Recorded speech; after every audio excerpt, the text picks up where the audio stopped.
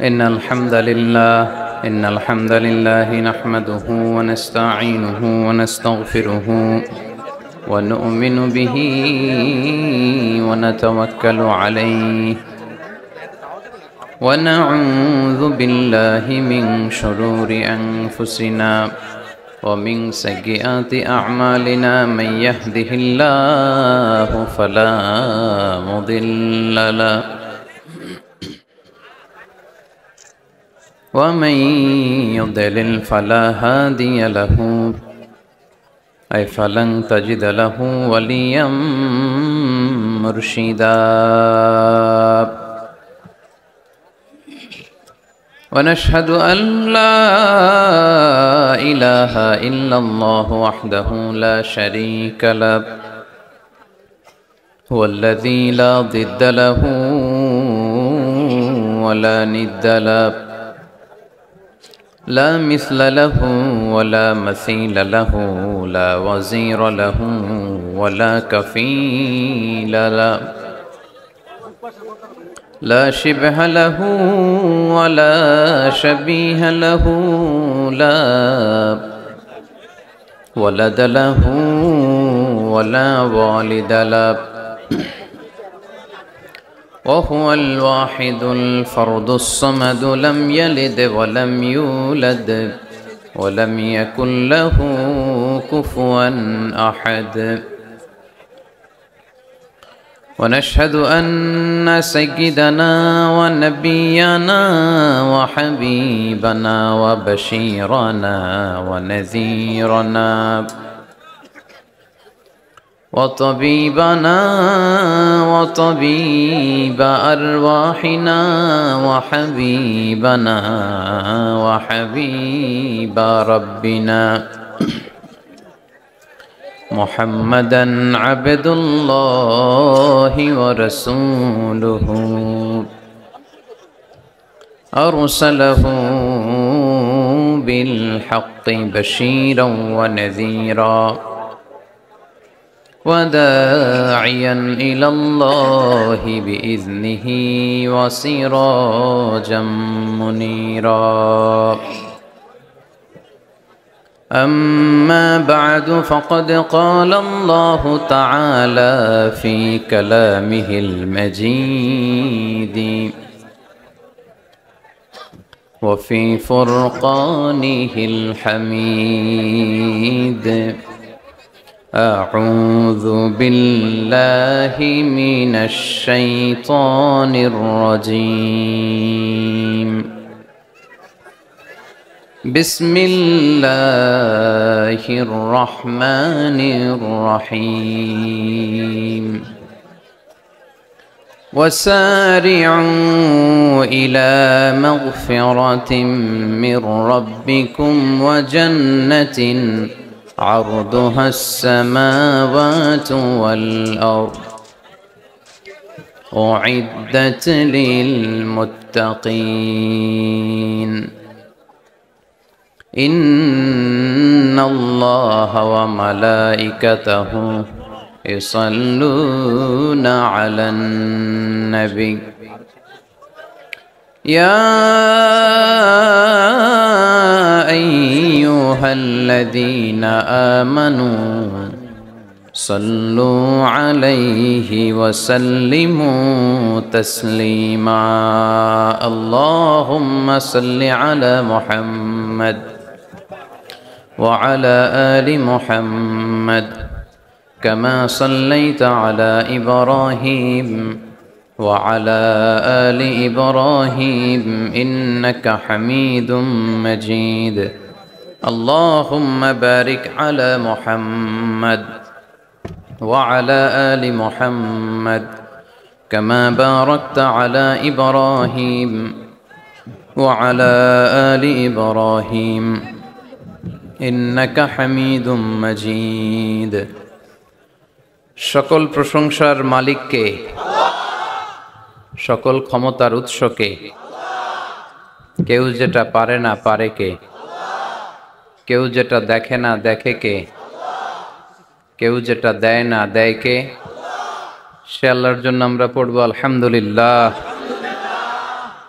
সবাই পড়ে রব্বানা লাকাল হামদ হামদান কাসীরান তাইয়িবান মুবারাকান ফীহি ইয়া রাব্বি লাকাল হামদু কামা ইয়ানবাগি লিজালালি ওয়াজহিকা ওয়া আযীমি সুলতানিকা লাকাল হামদু বিল ঈমান লাকাল হামদু বিল ইসলাম লাকাল হামদু বিল কুরআন। আমরা প্রশংসা করলাম কার? সব সময় প্রশংসা করব কার?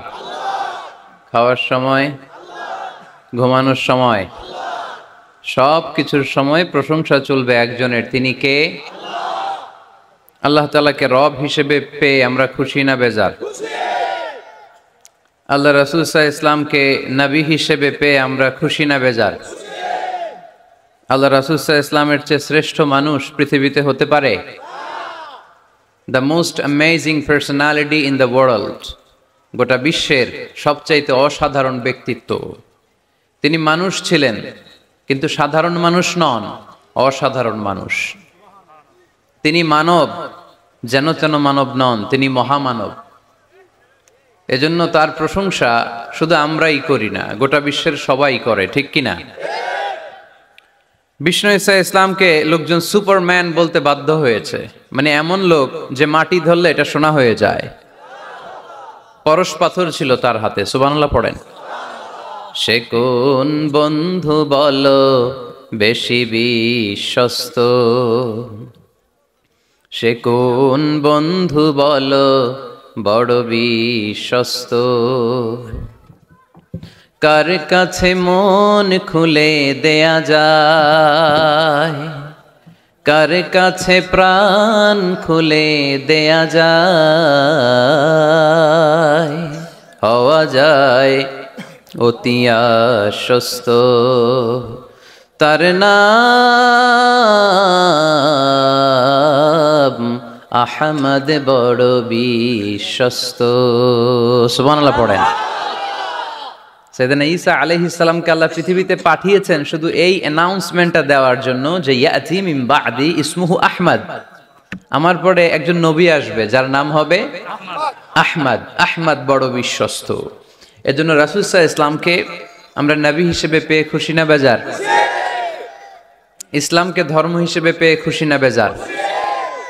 কিন্তু অনেকেই আমরা যে মুসলমান এটা নিয়ে খুশি না।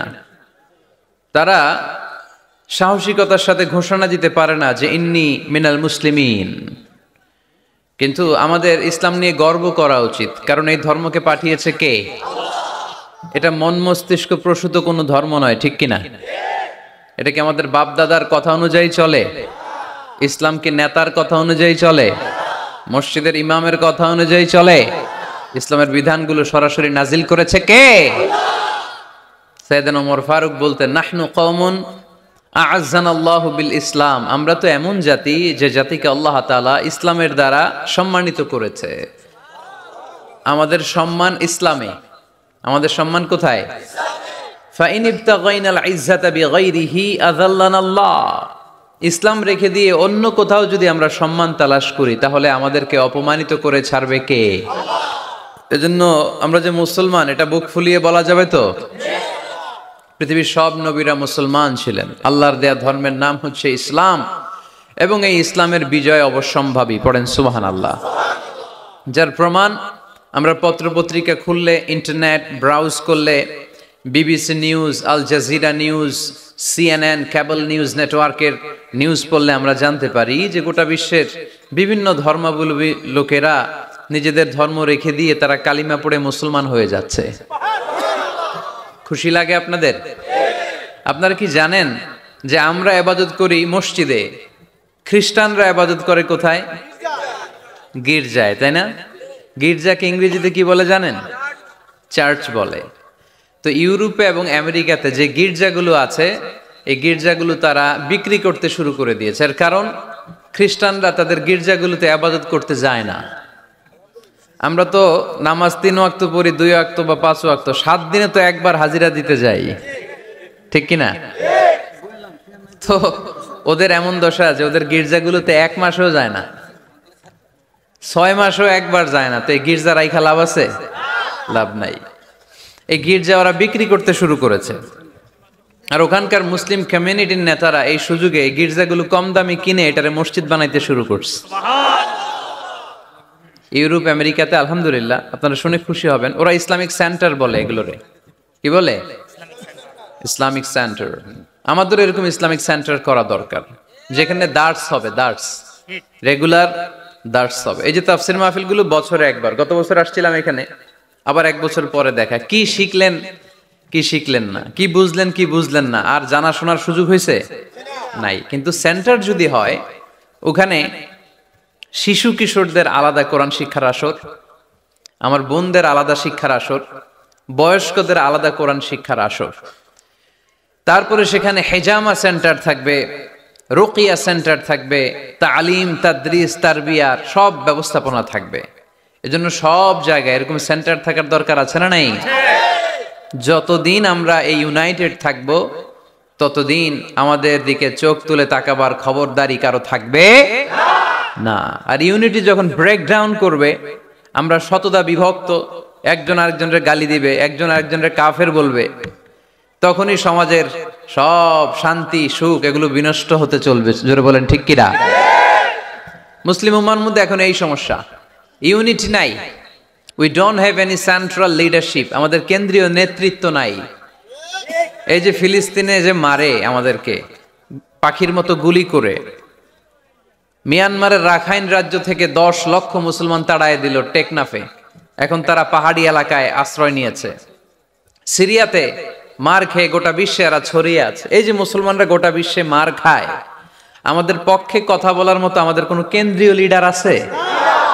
সেন্ট্রাল লিডারশিপ নাই।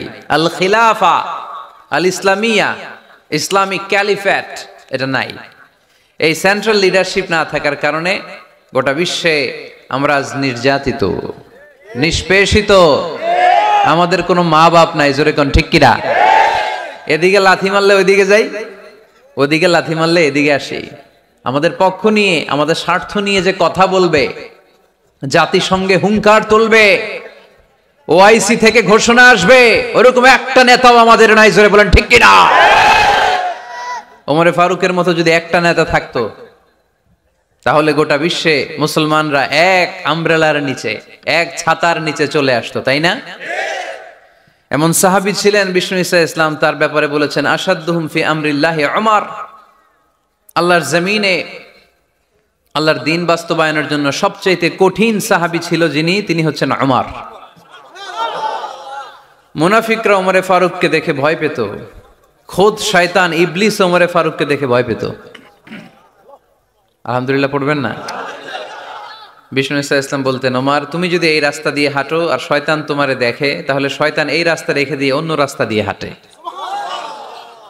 লা নবিয়্যা বা'দি ওয়ালা রাসূলা, আল্লাহ রাসূল বললেন আমার পরে কোনো নবীও নাই, রাসূলও নাই, তবে আমার পরে কেউ যদি নবী হতো, ওমর নবী হয়ে যেত। এরকম একজন ওমরের আমাদের দরকার, এরকম একজন ওমরের অপেক্ষায় আমরা। একজন হলেই চলবে, কয়জন লাগবে? যুগ জামানা পাল্টে দিতে চাই না অনেক জন, এক মানুষই আনতে পারে জাতির জাগরণ। এক মানুষই বিপদকালে বাঁচায় কাফেলায়, ক্ষুদ্র ডিঙ্গি বাঁচায় জাহাজ অসীম দরিয়ায়। কয়জন ওমর দরকার? আমরা সেই ওমরের জন্য অপেক্ষা করছি, যার নেতৃত্বে, যেই আল ইমাম আল মাহদি, যার নেতৃত্বে গোটা বিশ্বে শান্তি, সভ্যতা, ভদ্রতা আবার প্রতিষ্ঠিত হবে। এক ছাতার নিচে মুসলমানেরা থাকবে, কেউ কারো ব্যাপারে হৃদয়ে কোনো বিদ্বেষ রাখবে, ঘৃণা রাখবে, কেউ কাউকে গালি দিবে না। এই সুসম্পর্ক, এই ঐক্যের জন্যই ইসলাম একসাথে উদখুলু ফিস সিলমি কাফা, পরিপূর্ণভাবে সবাই মিলে ইসলামের রশিকে আঁকড়ে ধরো, তাহলেই বরকত দিবে কে? ওমরে ফারুক বলতেন, নাহনু কওমুন আ'আজ্জানাল্লাহু বিল ইসলাম, আমরা তো এমন জাতি যে জাতিকে আল্লাহ তাআলা ইসলাম দিয়ে সম্মানিত করেছে। আমাদের সম্মান ইসলামে, এখন ইসলাম রেখে দিয়ে অন্য জায়গায় সম্মান খুঁজি, এজন্যই লাথি খাই, এজন্যই অপমানিত, এজন্যই নেতৃত্ব শূন্য। জোরে বলেন ঠিক কিনা? গোড়ার দিকে যদি না যায়, মূলের দিকে যদি ফিরে না আসে, আমাদেরকে গালি দেয় মৌলবাদ। মৌলবাদ মানে হচ্ছে যে মূলের দিকে ফিরে আসে, return back to the root. শিখর থেকে, শেকড় থেকে শিখরে। শিখরে যেতে হলে আগে শেকড়ে যেতে হবে। জোরে বলেন ঠিক কিনা? এজন্য ঐক্যের কোনো বিকল্প নাই।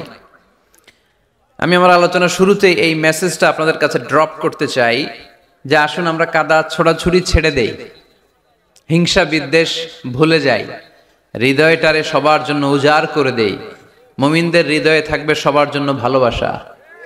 কি থাকবে? আল্লাহ রাসূল সাল্লাল্লাহু আলাইহি ওয়াসাল্লাম মক্কা থেকে যখন মদিনাতে গেলেন, তিনি দেখলেন দলে দলে লোকজন কালিমা পড়ে মুসলমান হচ্ছে। বড় একটা মুসলিম কমিউনিটি গড়ে উঠলো। আল্লাহ রাসূল সাল্লাল্লাহু আলাইহি সাল্লাম খেয়াল করে দেখলেন ওখানে শুধু মুসলিম কমিউনিটি নয়, ওখানে জিউস কমিউনিটি আছে, মানে ইহুদি কমিউনিটি। মদিনাতে ইহুদিরাও থাকতো। আবার খেয়াল করে দেখলেন আশেপাশে খ্রিস্টান কমিউনিটিও আছে। তাহলে মোট কয়টা কমিউনিটি হইলো? রাসূল সাল্লাল্লাহু আলাইহি সাল্লাম এই তিন দলকে নিয়ে একটা চার্টার করলেন। চার্টার, ইতিহাসে এটা মদিনা চার্টার নামে পরিচিত, মদিনা সনদ। সুবহানাল্লাহ পড়েন। তিন ধর্মের লোক, তিন জাতি একসাথে থাকে, আর আমরা এক বাঙালি এক দেশে থাকতে পারি না। এক দল আরেক দলরে বলে তুমি ভারতপন্থী, ওই দল আরেক দলরে বলে তুমি পাকিস্তানপন্থী। বাংলাদেশপন্থী কেউ হতে চায় না। আমরা কোন পন্থী? জোরে বলতে হবে। দেশের স্বার্থটারে সামনে নিয়ে আসতে হবে। তো সম্মানিত সুধী, রাসূল সাল্লাল্লাহু আলাইহি ওয়াসাল্লাম ইহুদিদের সাথে বসেছেন। মদিনা চার্টারে যদি তিন ধর্মের লোক থাকে, মানে Muslim community, Jews community and the Christian community যদি থাকে, তার মানে এই মদিনা সনদের মধ্যে স্বাক্ষর করেছিল তিন কমিউনিটির নেতারা। ইহুদিরাও ছিল, খ্রিস্টানরাও ছিল। তো আল্লাহ রাসূল সাল্লাল্লাহু আলাইহি ওয়াসাল্লাম ইহুদিদের সাথে বসেছেন, চুক্তি করেছেন 10 বছরের লম্বা সময়ের। খ্রিস্টানদের সাথে চুক্তি করেছেন। রাসূল সাল্লাল্লাহু আলাইহি ওয়াসাল্লাম খ্রিস্টানের সাথে বসতে পারে, ইহুদির সাথে বসে সনদ তৈরি করতে পারে, মদিনার সনদ। কিন্তু আমরা মুসলমানের সাথে বসতে পারি, একজন আরেকজনের ছায়া দেখতে পারে না। হিংসা, বিদ্বেষ, জেলাসি, অহংকার, ঠিক কিনা? লা ইয়াদখুলুল জান্নাতা মান কানা ফি কলবিহি হাববাতু খারদাল মিনাল কিবর। যার অন্তরে যাররা পরিমাণ অহংকার থাকে, সে কশিনকালেও আল্লাহর জান্নাতে প্রবেশ করতে পারবে না। আমরা যেন এই অহংকার থেকে মুক্ত হতে পারি, আমরা যেন ব্রড মাইন্ডেড হতে পারি, আমরা যেন ভিন্ন মতের লোকদেরকে রেসপেক্ট করতে পারি, ভিন্ন মতকেও যেন আমরা সহ্য করতে পারি। আমাদের দেশে এত কাদা ছোড়াছুড়ি, এত মারামারি কেন জানেন?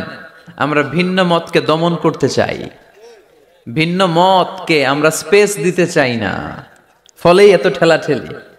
এজন্য মতামত বিভিন্ন থাকবে। This is the beauty of Islam, unity in diversity. Unity in diversity, ঐক্য হবে বৈচিত্র্যের মাঝে। আমাদেরকে ঐক্য খুঁজতে হবে। এক একজন এক এক চেহারা। এই তুমি কালা হইলা কেন, তুমি খাটো হইলা কেন, তুমি লম্বু কেন, এরকম বললে চলবে? এই মেয়ে তুমি বিএনপি করো কেন, তুমি জামাত ইসলাম করো কেন, সব আওয়ামী লীগ হয়ে যাও, বলা যাবে? তুমি এই পীর সাহেবের মুরিদ কেন, আমি যে পীর সাহেবের মুরিদ হইছি ওইখানে আসো না কেন, বলা যাবে না। Unity in diversity. রাসূল সাল্লাল্লাহু আলাইহি ওয়াসাল্লাম ইহুদিদেরকে স্পেস দিয়েছেন, খ্রিস্টানদেরকে স্পেস দিয়েছেন। মনে রাখতে হবে, ঐক্য প্রক্রিয়ার নাম হচ্ছে, এটা এমন একটা প্রক্রিয়া যেখানে সবাই একই চিন্তা চেতনা পোষণ করবে এমনটা নয়, বরং এক একজনের এক এক চিন্তা, কিন্তু মৌলিক বিষয়ে সবাই এক। ইউনিটি ইন ডাইভার্সিটি, বৈচিত্র্যের মাঝে আমাদেরকে ঐক্য খুঁজতে হবে। প্রিয় ভাইরা, কথা বুঝতে পেরেছেন? আপনারা কি ঐক্যের পক্ষে না বিপক্ষে? আমরা যেন ঐক্যবদ্ধ হতে পারি, আল্লাহ তুমি তৌফিক দান করো। আমরা যেন হিংসা বিদ্বেষ ভুলে যে ইসলামের কল্যাণে কাজ করতে পারি, তুমি তৌফিক দান করো। আরো জোরে পড়ি আমিন। লক্ষ্মীপুর দৌলত খাঁ বাড়ির যুব সমাজের উদ্যোগে আজকের 2 দিন ব্যাপী তাফসীরুল কোরআনের মাহফিলের সমাপনী রজনী। আজকের প্রোগ্রামের সম্মানিত সভাপতি হচ্ছেন অধ্যক্ষ গোলাম সারোয়ার সাইদি পীর সাহেব, আড়াইবাড়ি দরবার শরীফ, আমার প্রিয় নানা ভাই। উনি ফোন করে বললেন যে আসবেন প্রোগ্রামে আর কি। তো আসতেছেন আমার সাথে দেখা করার জন্য। অনেকদিন দেখা হয় না। মাঝখানে মালয়েশিয়াতে গিয়েছিলেন। 2 নানা নাতি মিলে ঘুরছি অনেক জায়গায়।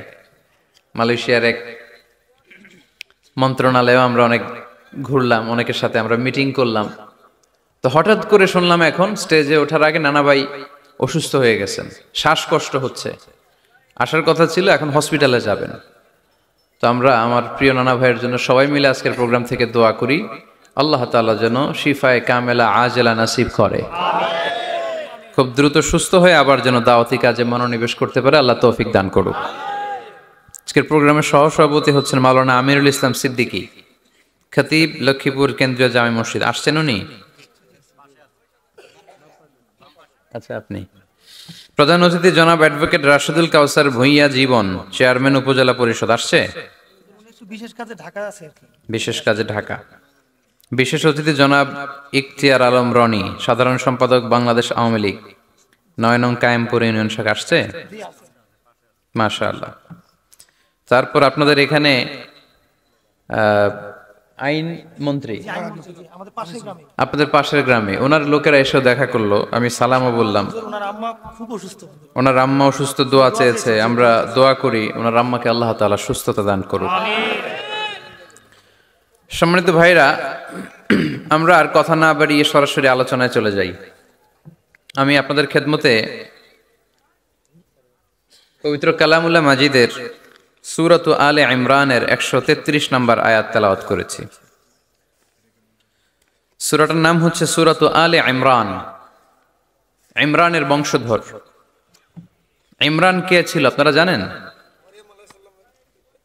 মারিয়াম আলাইহিস সালামের পিতা, ঈসা আলাইহিস সালামের নানা। সুবহানাল্লাহ পড়বেন না? ওনাদের ফ্যামিলিটা আল্লাহ তাআলার কাছে এতটাই পছন্দনীয় ছিল যে এই ফ্যামিলির নামে আল্লাহ কোরআনে একটা সূরাই দিয়ে দিলেন, আলে ইমরান। আরবিতে পরিবার বা ফ্যামিলি, এটা বোঝানোর জন্য আরবিতে দুইটা শব্দ ব্যবহার হয়, এক হচ্ছে আহাল আর একটা আল। আহাল এটা সম্মানিতদের ক্ষেত্রেও হয়, আবার সাধারণ মানুষদের ক্ষেত্রেও হয়। যেমন রাসূল সাল্লাল্লাহু আলাইহি ওয়াসাল্লামের পরিবারবর্গ, ওনারা অনেক সম্মানিতা, অনেক সম্মানিত। তো আল্লাহ রাসূল সাল্লাল্লাহু আলাইহি ওয়াসাল্লামের পরিবারের ক্ষেত্রে বলা হয় আহলে বাইত। আবার আমার পরিবার, আপনার পরিবার, আমাদের পরিবার বা স্ত্রী, এটা বোঝাতেও আরবিতে আহাল শব্দটা ব্যবহৃত হয়।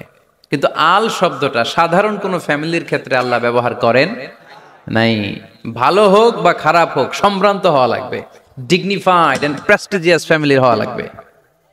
ডিগনিফাইড ফ্যামিলির যদি হয়,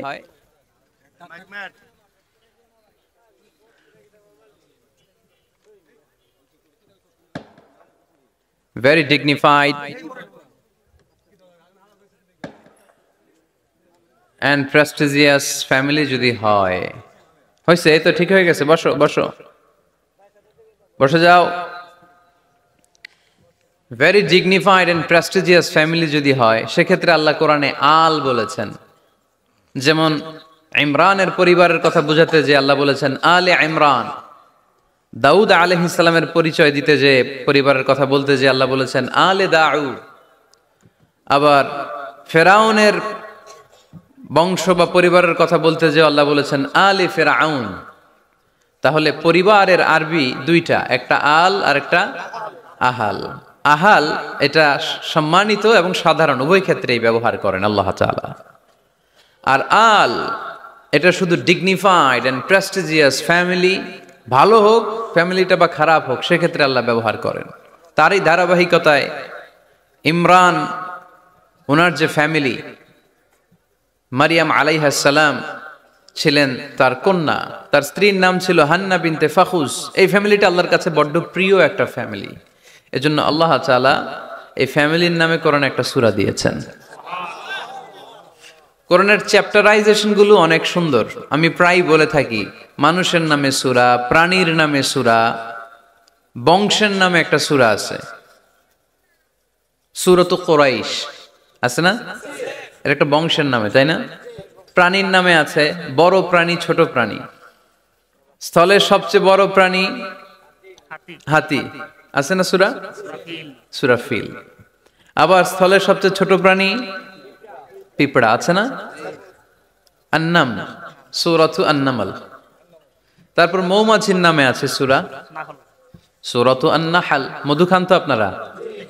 মধু, খাঁটি মধু পাওয়া যায় এলাকায়? খুব পাওয়ারফুল খাবার কিন্তু।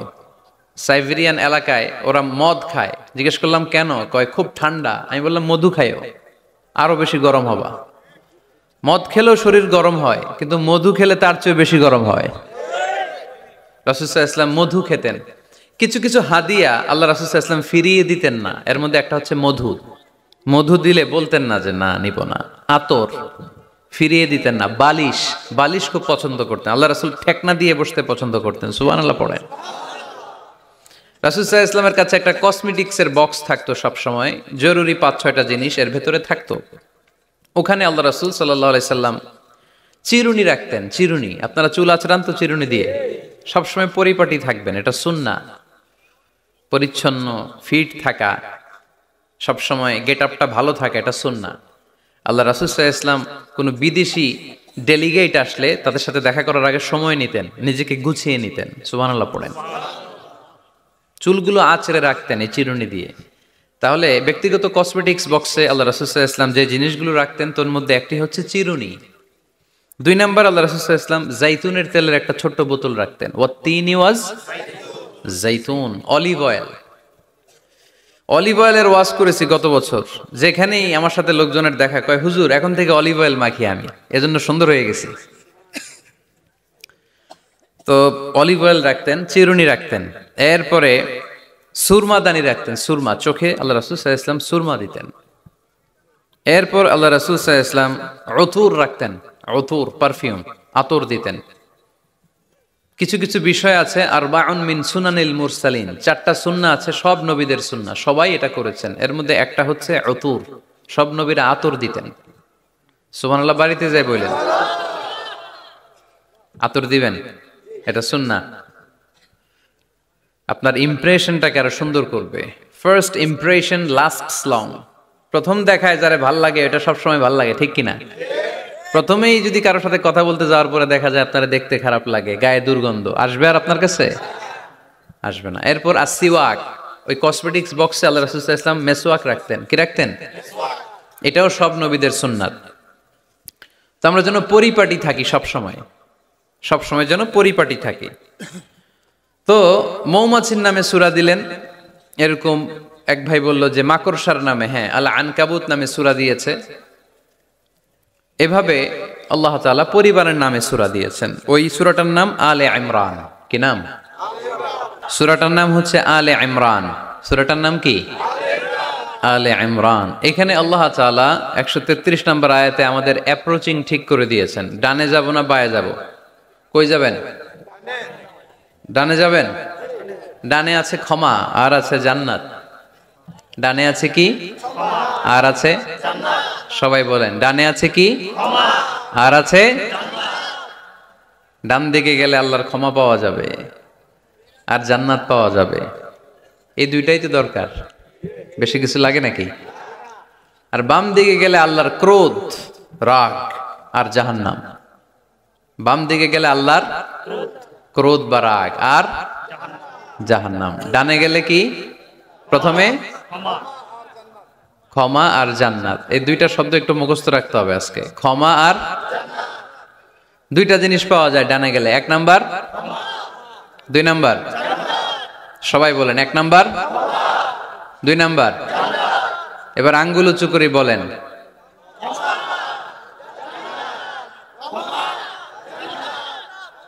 মাশাআল্লাহ। তাহলে ডানে গেলে পাওয়া যায় ক্ষমা আর জান্নাত, বায়ে গেলে পাওয়া যায় আল্লাহর ক্রোধ বা রাগ আর জাহান্নাম। নাও দ্য ডিসিশন ইজ ইয়োর্স। সিদ্ধান্ত আপনাদের। where to go, where to approach and where to proceed, where to move on। কোন দিকে যাবেন? এই কয়েকজনের সিদ্ধান্ত ডানে, বাকিদের? আপনাদেরও ডানে। যারা দাঁড়ায় আছেন তাহলে আওয়াজ করে বলতে হবে ছুটবো কোথায়, ডানে না বায়ে?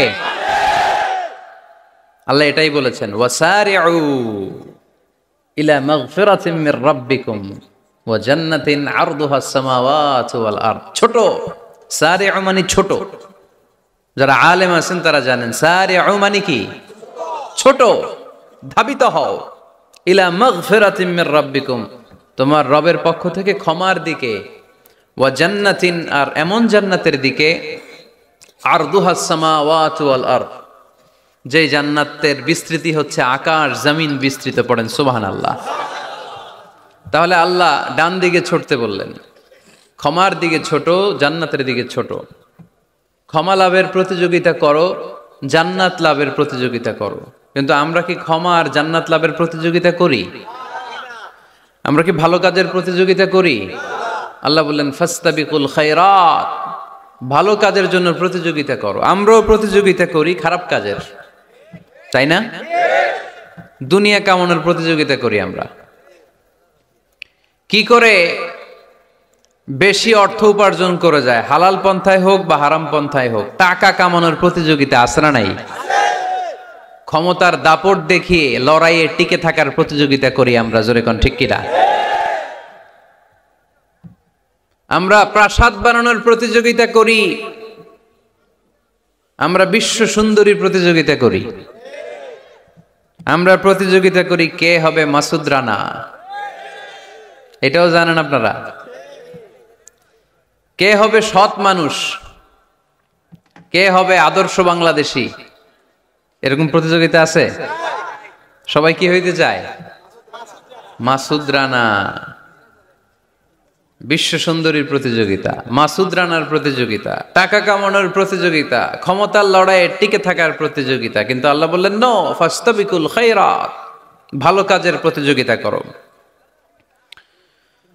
আল্লাহ বুঝাতে চাইলেন দুনিয়ার ক্ষণস্থায়ী প্রতিযোগিতায় নেমে সময় নষ্ট করো না, ভালো কাজের প্রতিযোগিতা করো। আর ক্ষমার জান্নাত লাভের জন্য ছোট।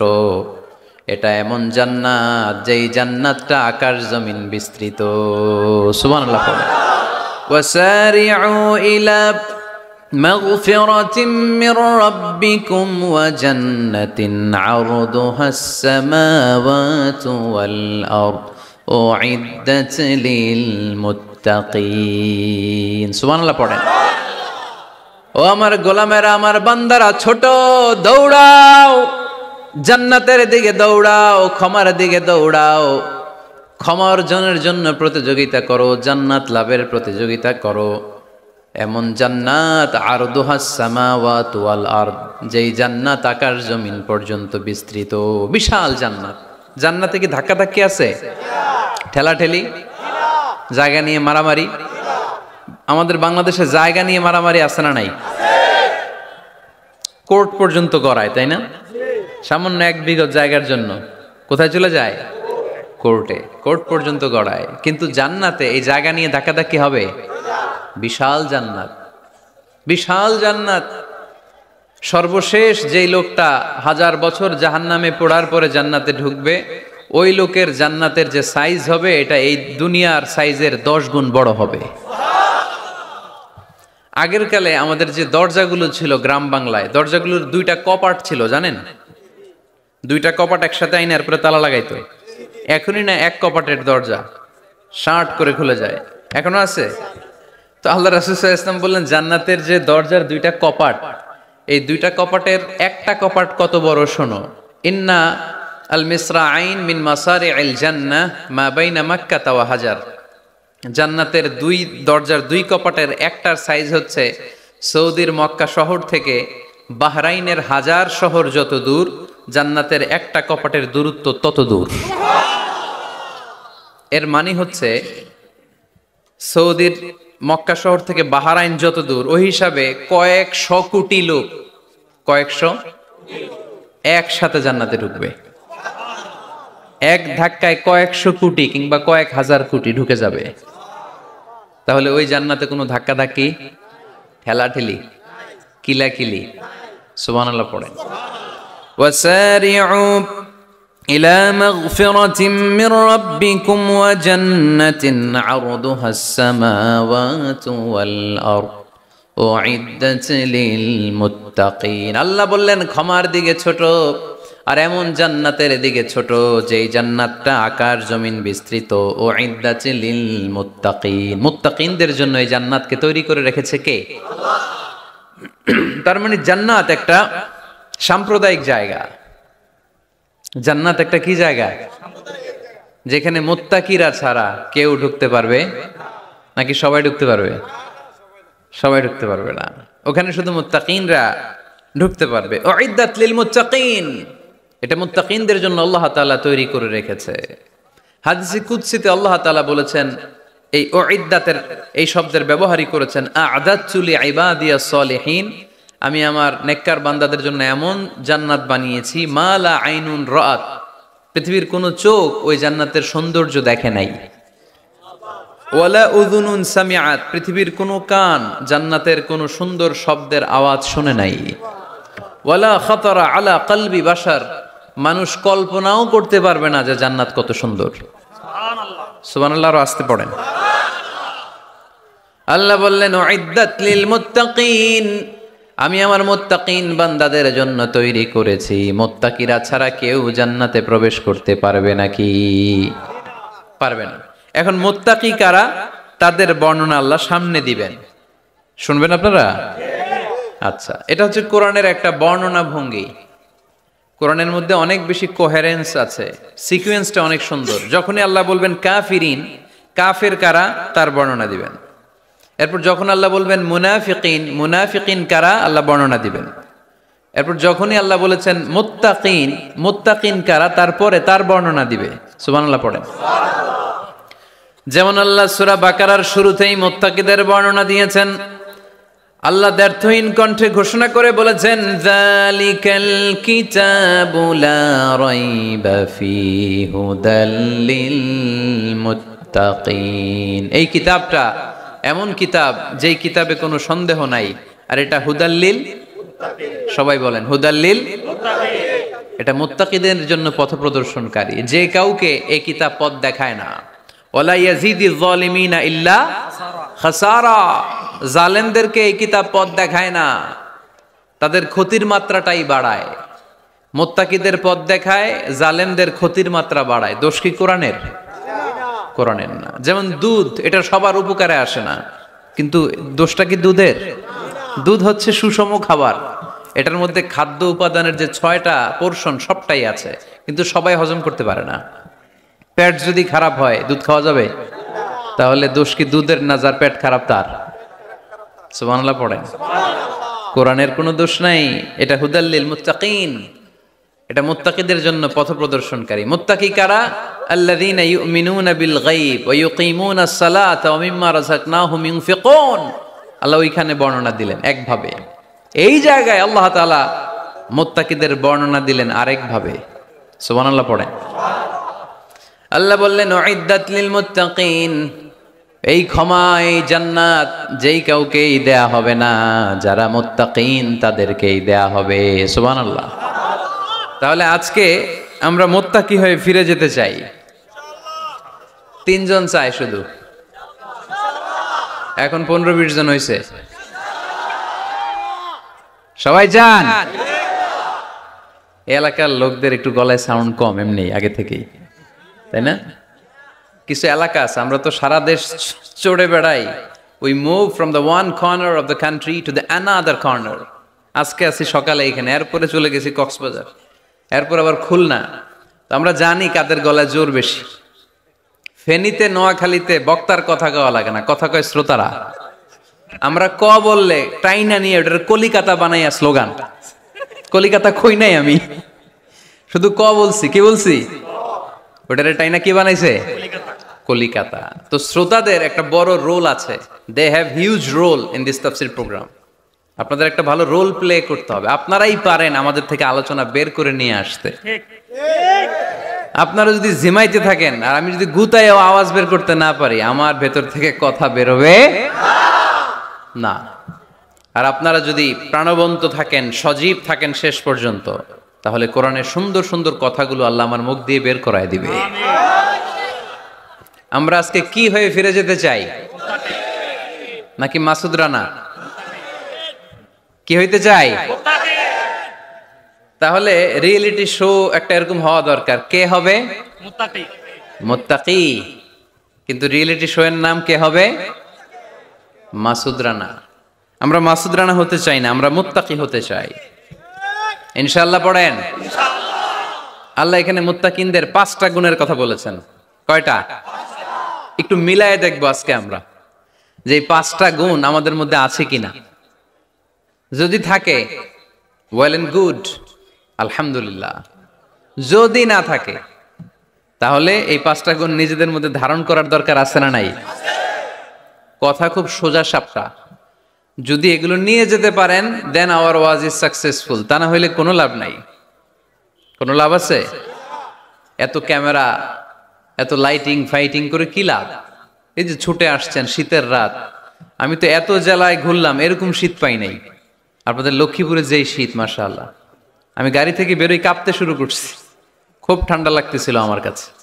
তো এই যে শীতের রাতে মাফলার টাফলার পেঁচায় অনেক রাত পর্যন্ত আপনার দাঁড়ায় দাঁড়ায় শুনবেন, হিসাব খুব সোজা সাপটা।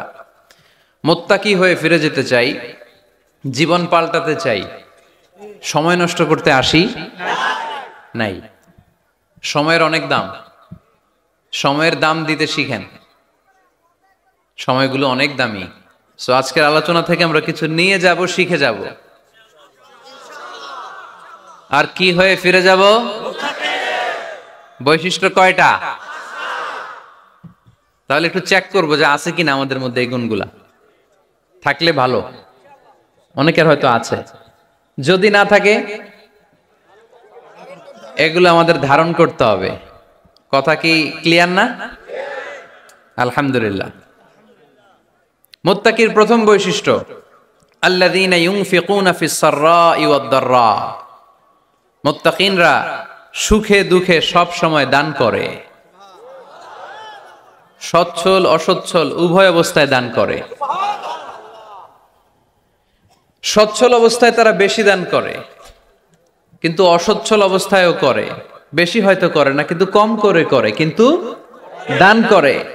এজন্য আল্লাহ বলেন, আল্লাযীনা ينفقون في السراء والضراء والكاظمين الغيظ والعافين عن الناس والله يحب المحسنين। সুবহান আল্লাহ।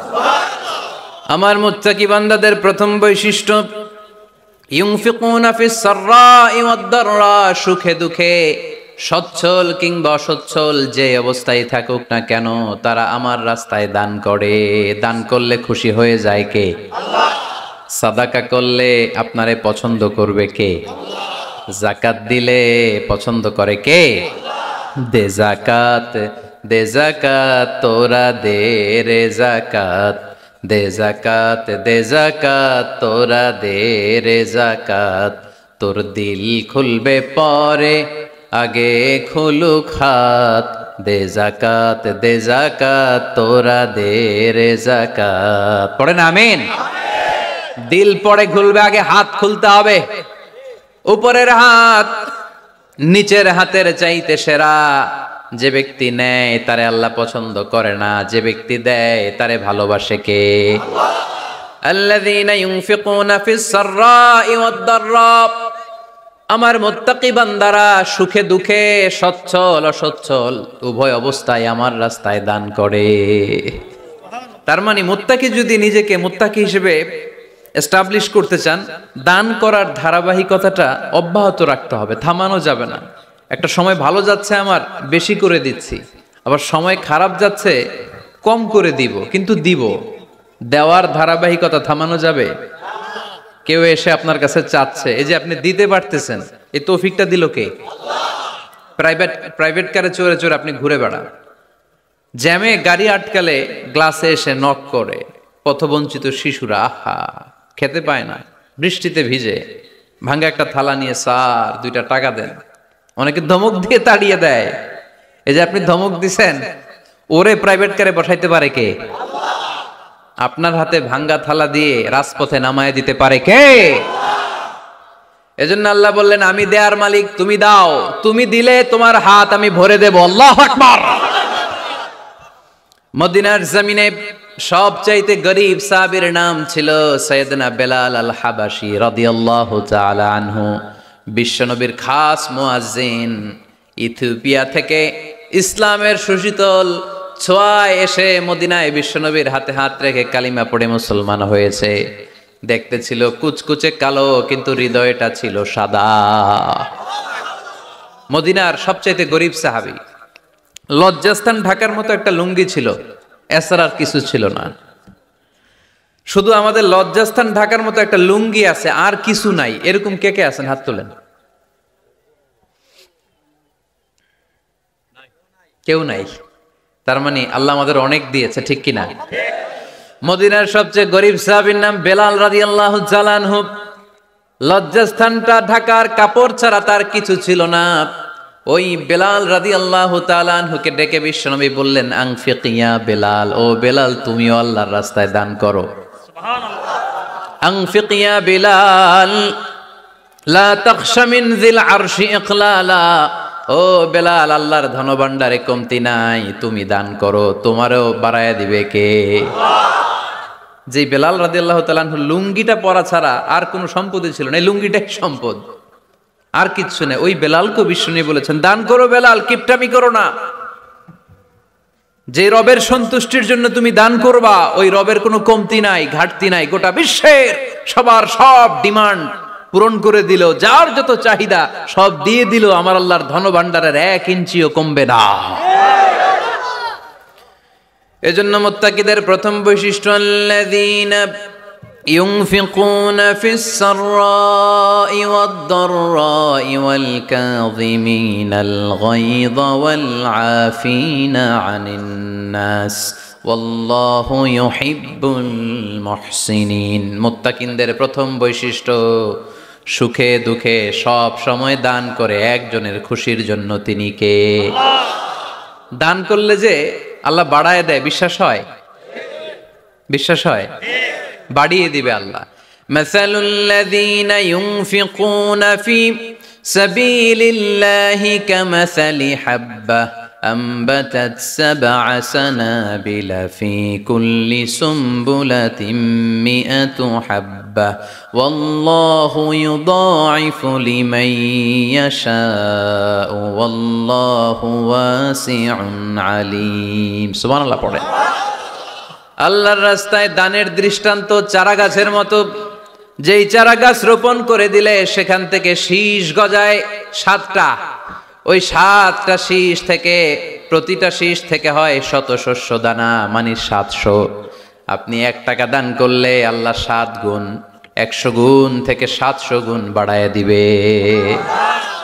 আল্লাহর প্রাচুর্যতার কোনো কমতি নাই, আল্লাহর ভান্ডারে কোনো ঘাটতি নাই, আছে? এজন্য দিতে হবে। কি করতে হবে? দিলে নতুন করে আসে, না দিলে আসে না। বিশ্বাস হয়? অনেকে বিশ্বাস করে না। আল্লাহ বলেন, আনফিক ইয়া আদম উনফিক আলাইক, এই বনি আদম দাও, দিলে আমিও দেব। অনেকে আমরা ধরে রাখি দেখে নতুন কিছু আসে না। আপনার হাতে 5 কেজির একটা বস্তা, তো এটা ধরে রাখলে আরেকটা নিতে পারবেন? এটা ফালাই দিলে না 10 কেজি ধরতে পারবেন? কথা কয় না? 5 কেজির এটা দিয়ে দেন, 20 কেজি আসবে। 20 কেজির ওইটা দিয়ে দেন, 40 কেজি আসবে। আর 5 কেজি ধরে রাখলে নতুন কিছু আসবে। আনফিক ইয়া ইবনা আদম উনফিক আলাইক, হে বনি আদম দান করো, তুমি দিলে আমি তোমারে দিব। সুবহানাল্লাহ পড়েন। তবে এই দানটা গোপনে হলে ভালো। প্রকাশ্যে দান করলেও আল্লাহ কবুল করে, কিন্তু গোপনে করলে বেশি খুশি হয় কে? গোপন দান। আল্লাহ তাআলার রাগ আর ক্রোধ যদি আপনার উপর থেকে থাকে, গোপন দান আল্লাহর ক্রোধ আর রাগকে কমিয়ে দেয়। গোপন দান করলে আল্লাহ খুশি হয়ে যায়। আল্লাহর যদি কোনো রাগ, গোসা, ক্রোধ থাকে আপনার উপর, এটা কমে যাবে। 7 শ্রেণীর ব্যক্তিকে আল্লাহ তাআলা আরশের নিচে ছায়া দিবেন কিয়ামতের দিন, যেদিন সে ছায়া ছাড়া আর কোনো ছায়া থাকবে না। এর মধ্যে 1 শ্রেণীর ব্যক্তি, রজুলুন তাসাদ্দাকা বিসাদাকা ফাআখফাহা হাত্তা লা তা'লামু শিমালুহু মা তুনফিকু ইয়ামিনুহু। 1 শ্রেণীর ব্যক্তি, 7 শ্রেণীর মধ্যে 1 শ্রেণীর ব্যক্তি যারা আরশের নিচে ছায়া পাবে, যে ব্যক্তি গোপনে দান করে। কত গোপনে? ডান হাত কি দিছে, বাম হাত টের পায় নাই। তার মানে অনেক গোপনে দান করেছে। এই গোপনে দান করলে খুশি হয় কে?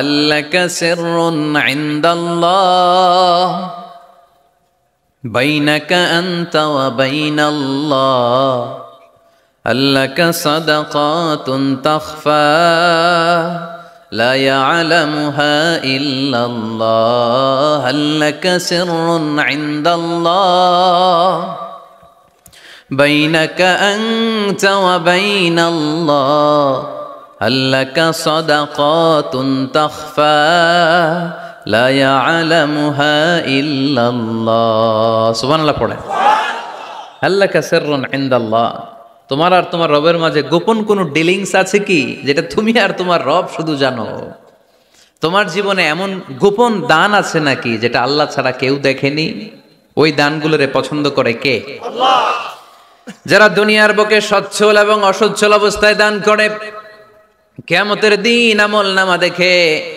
তারা অবাক হয়ে যাবে বলবে আল্লাহ এত ভালো কাজ আমি দুনিয়ায় করি নাই হয়তো এটা আমার আমলনামা নয় ফেরেশতারা ভুল করে অন্যের আমলনামা আমাকে দিয়ে দিয়েছে আল্লাহ বলবেন না আমার ফেরেশতারা ভুল করে না ফেরেশতারা ভুল করে নাকি তোমার আমলনামাই তোমার হাতে পৌঁছেছে দানকারী বলবে আল্লাহ এত ভালো কাজ আমি করি নাই কি করে এত আমলের পাহাড় আল্লাহ বলবে ওই যে আমার খুশির জন্য আমার ভালোবাসায় দুনিয়ার বুকে যে তুমি দান করেছো ওই দানের সওয়াবটাকে পাহাড় পরিমাণ বড় করে আমি আল্লাহ নিজ দায়িত্বে তোর আমলনামায় ঢুকিয়ে দিয়েছি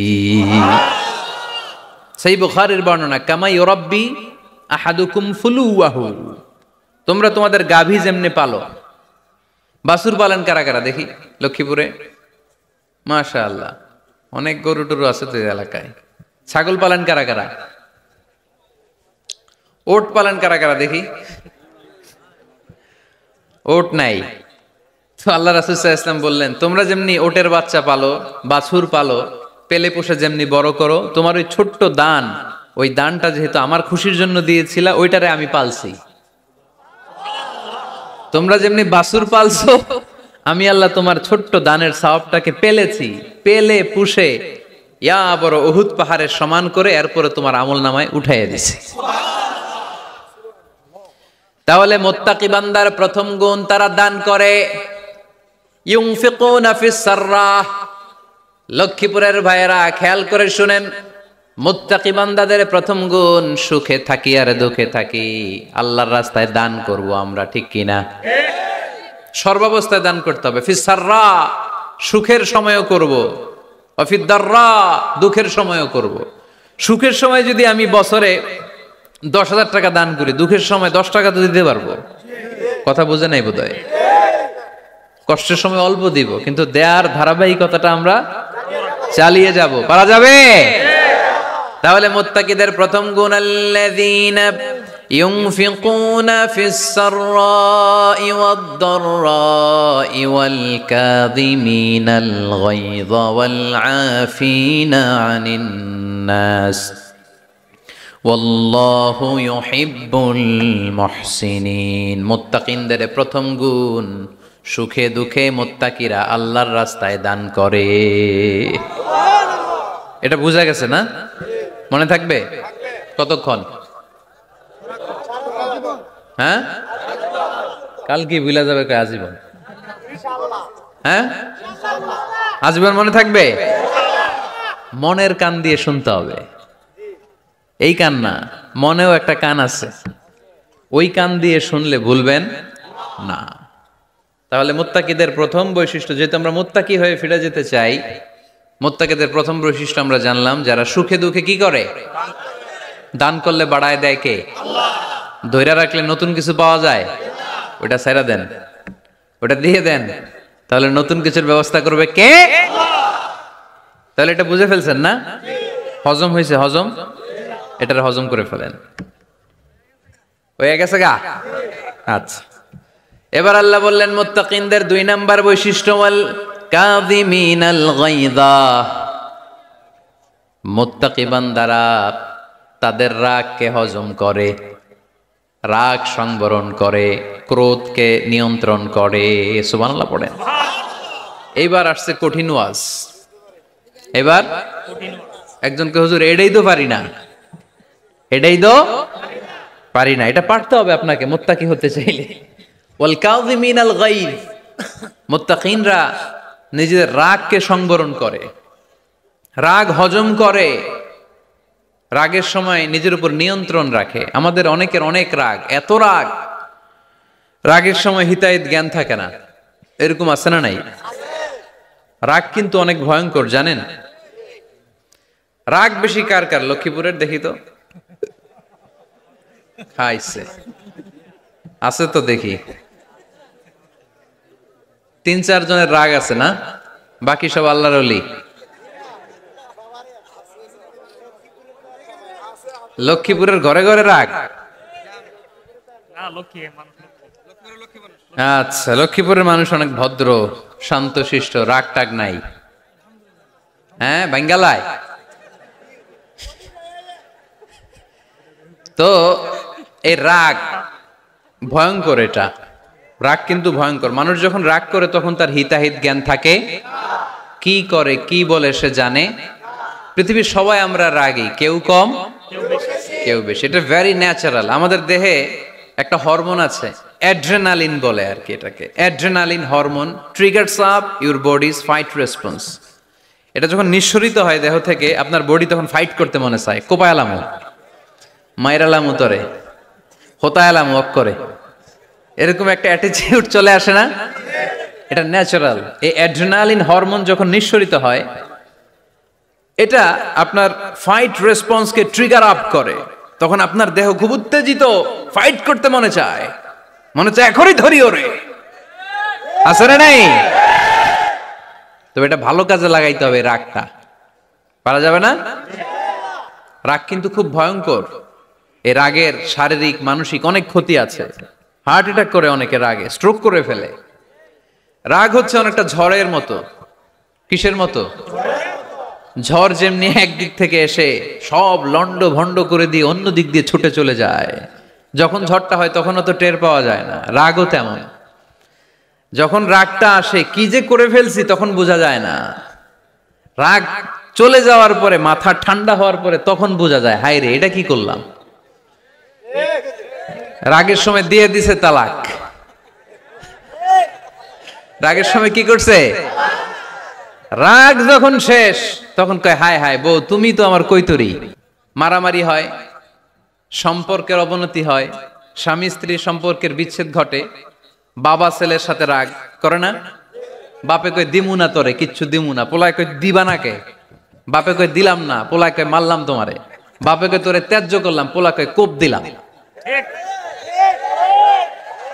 আছে না নাই? শুনবেন এরকম বাবা ছেলে হতাহতের ঘটনা। হাজব্যান্ড ওয়াইফ ডিভোর্স পর্যন্ত গড়ায়।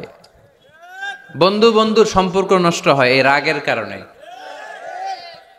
দেখছেন, আল্লাহ যেখানে যত ফোঁটা দেয়া দরকার ওই জায়গায় অত ফোঁটা দেয়। এটার নাম ইসলাম। এজন্য আল্লাহ বললেন, মুত্তাকিদের 2 নাম্বার গুণ আল কাযিমিনাল গায়জ। মুত্তাকিনরা রাগকে সংবরণ করে, তারা অল্পতে চটে যায় না, তারা হট টেম্পার্ড না, তারা বুঝে শুনে কাজ করে, নিজের ক্রোধ আর রাগকে সংবরণ করতে জানে। সুবহানাল্লাহ পড়েন। আল্লাহ রাসূল বললেন, লাইসা শাদীদু বিসুরআহ, কুস্তি করে যে অন্যকে শোয়ায় ফেলতে পারে সে শক্তিশালী নয়। ইন্নামা শাদীদুল্লাযী ইয়ামলিকু নাফসাহু ইনদাল গাদাব, রাগের সময় যেই ব্যক্তি নিজের উপর নিয়ন্ত্রণ রাখতে পারে আল্লাহর কাছে সেই হলো শক্তিশালী। এক একটা কথার ওজন দেখছেন আল্লাহ রাসূল সাল্লাল্লাহু আলাইহি ওয়াসাল্লামের। লাইসা শাদীদু বিসুরআহ, যে কুস্তি খেলতে পারে ভালো সে শক্তিশালী না, বরং ইন্নামা শাদীদুল্লাযী ইয়ামলিকু নাফসাহু ইনদাল গাদাব, রাগের সময় যে নিজেকে নিয়ন্ত্রণ করতে পারে সেই শক্তিশালী। সুবহানাল্লাহ পড়ে। এজন্য আমি মুত্তাকি হমু হুজুর। হুজুর আজকের ওয়াজ শুনে আমি মুত্তাকি, শুধু হাত তুলে মুত্তাকি বললে হবে? রাগ নিয়ন্ত্রণের, রাগ কন্ট্রোল করার অভ্যেস নিজের মধ্যে জাগ্রত করতে হবে, ঠিক কিনা?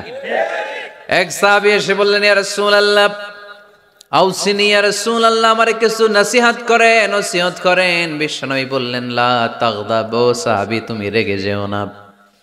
সাহাবী বললেন, নবী আবার নসিহত করেন। বিশ্বনবী বললেন, তুমি রেগে যেও না।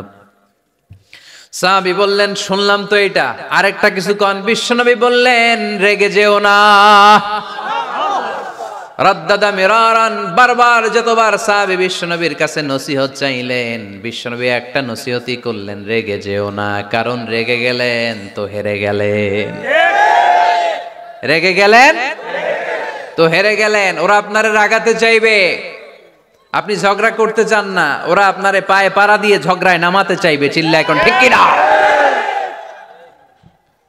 ওরা পায়ে পাড়া দিয়ে ঝগড়া করবে, ওরা আপনারে অলওয়েজ পোক করবে, ওরা আপনারে হট টেম্পার্ড বানাতে চাবে, আপনারে অস্থির করে দিতে চাবে। কিন্তু ফর্মুলা আমাদের ভালো জানা আছে। আমরা কোরআন থেকে ফর্মুলা নিয়ে চলি, মানব রচিত কোনো ফর্মুলায় আমরা চলি না। জোরে বলেন ঠিক কিনা? মুত্তাকিনদের 2 নাম্বার বৈশিষ্ট্য, ওয়াল কাযিমিনাল গায়জ, মুমিনরা নিজেদের রাগকে নিয়ন্ত্রণ করে। রাগ নাইকার, ক্ষোভ নাইকার, কিন্তু মুমিনরা, মুত্তাকিনরা চাইলেই রাগ দেখায় না। তারা রাগকে কি করে? পারবেন ইনশাআল্লাহ।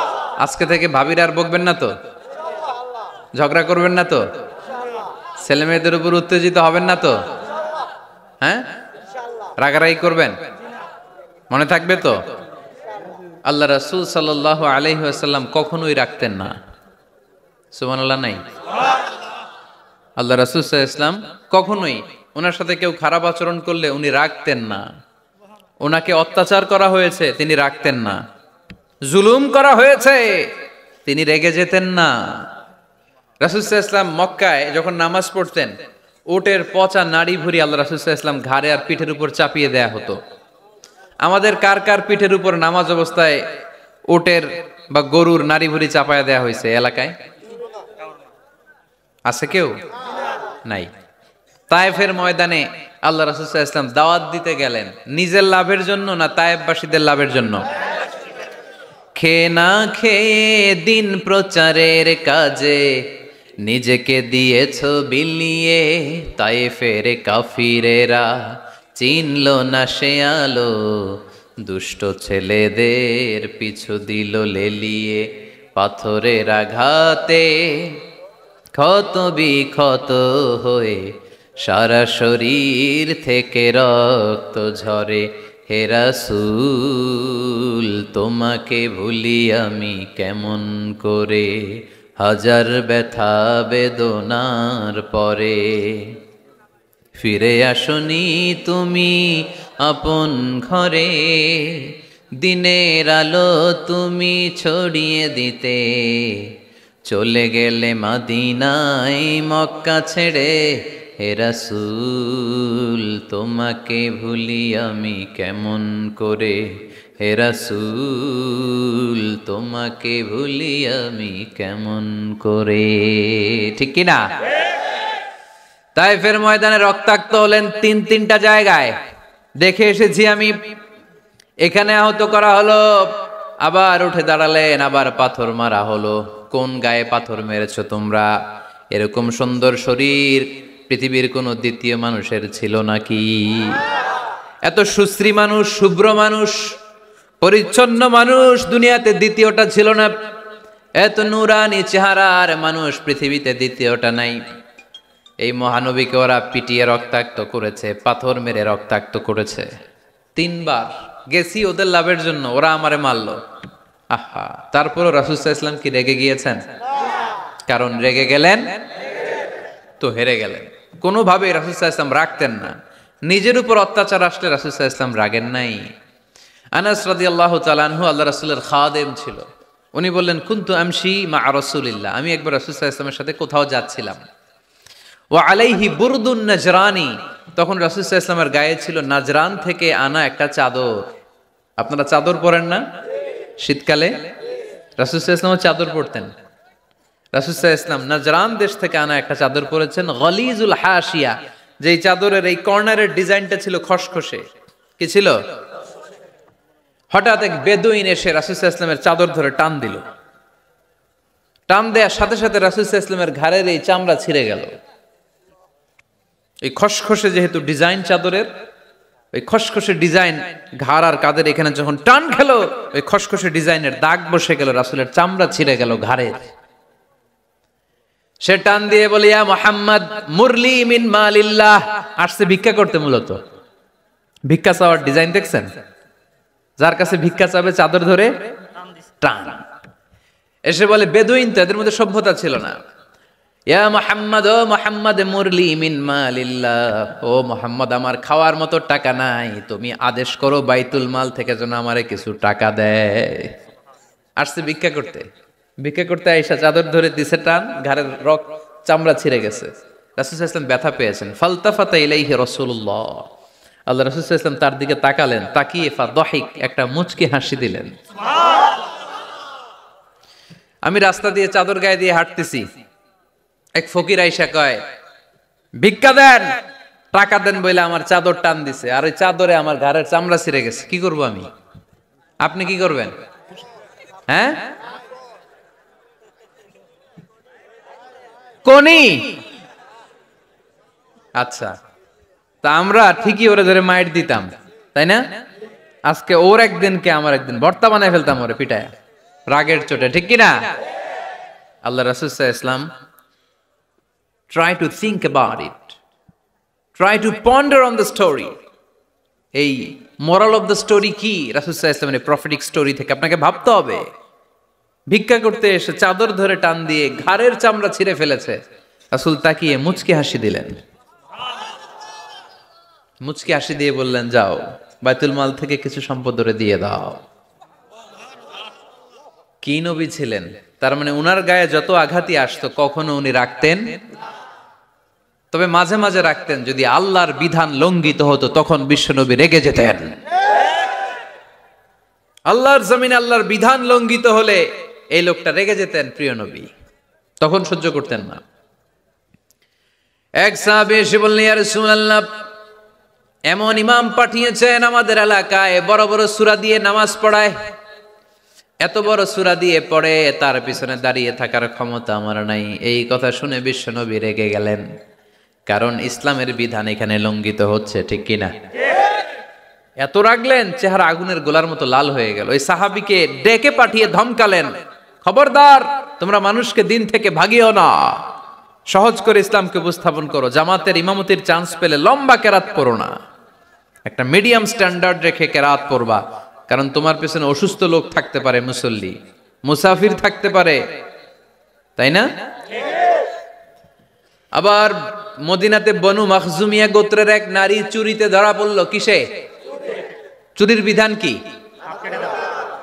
السارق والسارقة فاقطعوا أيديهما جزاء بما كسبا نكالا من الله والله عزيز حكيم। চোর বা চুন্নি দামি কোনো জিনিস যদি চুরি করে নেয় তাহলে তার হাত কেটে দাও। If anyone steal something precious from the society, the government should cut down his right hand. Government কাটবে, আপনি কাটেন না। আবার মুরগি একটা চুরি করছে, দইরা রামদা দিয়ে এক কোপ, এরকম করা যাবে না, ওটা গভর্নমেন্ট করবে। তো রাসূল সাল্লাল্লাহু আলাইহি ওয়াসাল্লাম ছিলেন চিফ অফ দা গভর্নমেন্ট, রাসূল সাল্লাল্লাহু আলাইহি ওয়াসাল্লাম ডান হাত কেটে দিবে। কিন্তু যেই মেয়েটা চুরি করছে এলাকার খুব সম্ভ্রান্ত বংশের মেয়ে, অনেক সময় হয় না এমপির মেয়ে, চেয়ারম্যানের মেয়ে, বড় বিজনেস ম্যাগনেটের মেয়ে, ছেলে অন্যায় করে ফেলছে একটা, আছে না নাই? এখন সাহাবীরা দেখলেন মদিনায় যদি বিশ্বনবী এই চুরির বিচার কার্যকর করে মেয়েটার হাত কেটে দেয়, এই মেয়েটার সম্ভ্রান্ত বংশের লোকেরা বিশ্বনবীর উপর চড়াও হবে, নতুন করে দাঙ্গা বাঁধবে, সবাই যে বিশ্বনবীর কাছে বলবে, কিন্তু কেউ সাহস পায় না। উসামা বিন যায়েদ বিশ্বনবীর ভালোবাসা বড়ই পছন্দ করতেন বিশ্বনবী। সাইয়েদনা উসামা বিন যায়েদ রাদিয়াল্লাহু তাআলা আনহুকে সবাই বললেন, উসামা তুমি যাও, তোমারে বিশ্বনবী বড্ড ভালোবাসে, তুমি বললে তোমার কথা নবী ফিরাবে না। সাইয়েদনা উসামা যে বললেন, ইয়া রাসূলুল্লাহ, সবাই মিলে আমারে পাঠিয়েছে যেন আমি সুপারিশ করি, যদিও বনু মাখজুমিয়া গোত্রের মেয়েটা চুরিতে ধরা পড়েছে, মেয়েটা আসলেই চোর, চুরি করেছে, কিন্তু বড় একটা বিষয়কে খেয়াল করে নবী সবার সুপারিশের কারণে এই মেয়েটার হাত আপনি কেটে দিয়েন না। এই কথা বলার সাথে সাথে বিশ্বনবীর চেহারাটা আগুনের গোলার মতো লাল হয়ে গেল, ক্ষেপে গেলেন বিশ্বনবী, রেগে গেলেন, আর বললেন, এত বড় সাহস কোত্থেকে পেলে ওসামা? এটা তো আল্লাহর আইন, চোর চুরি করলে হাত কাটো কার আইন? বাংলাদেশে যদি এই আইন চালু হয়, চোর খুঁজে পাওয়া যাবে? দেশের টাকা যারা চুরি করে এদেরকে পাওয়া যাবে? পেঁয়াজের দাম যারা বাড়ায় এদের খুঁজে পাওয়া যাবে? মজুদদারদেরকে আর খুঁজে পাওয়া যাবে না, সব চোর মানুষ হয়ে যাবে, ঠিক কিনা? একটা বিচার যদি করে, সরাসরি সম্প্রচার, সব টিভিতে লাইভ ব্রডকাস্ট, আমরা দেখলাম চোরের হাত কাটতেছে কিভাবে, এরপরে চুরি করার আগে 10 বার ওর আত্মা কেঁপে উঠবে। রাসূল সাল্লাল্লাহু আলাইহি ওয়াসাল্লাম বললেন, এটা আল্লাহর আইন। কেমন করে তুমি সুপারিশ করো আল্লাহর আইন থামানোর জন্য? লাউ কানা ফাতিমাতু বিনতে মুহাম্মাদিন সারাকাত লাকাতা মুহাম্মাদুন ইয়াদাহা। আজকে আমার কলিজার টুকরা নয়নের পুটুলি ফাতেমাও যদি চুরিতে ধরা পড়তো, আমি ফাতেমার হাতটা কেটে দিতে 1 সেকেন্ডও দেরি করতাম না। আমার মেয়ে ফাতেমাও যদি চুরি করতো, আমি হাত কেটে দিতে দেরি করতাম।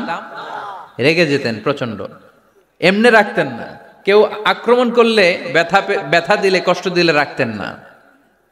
কিন্তু আল্লাহর জমিনে আল্লাহর বিধান যখন লঙ্ঘিত হতো, আল্লাহ রাসূল সাল্লাল্লাহু আলাইহি ওয়াসাল্লাম রেগে যেতেন।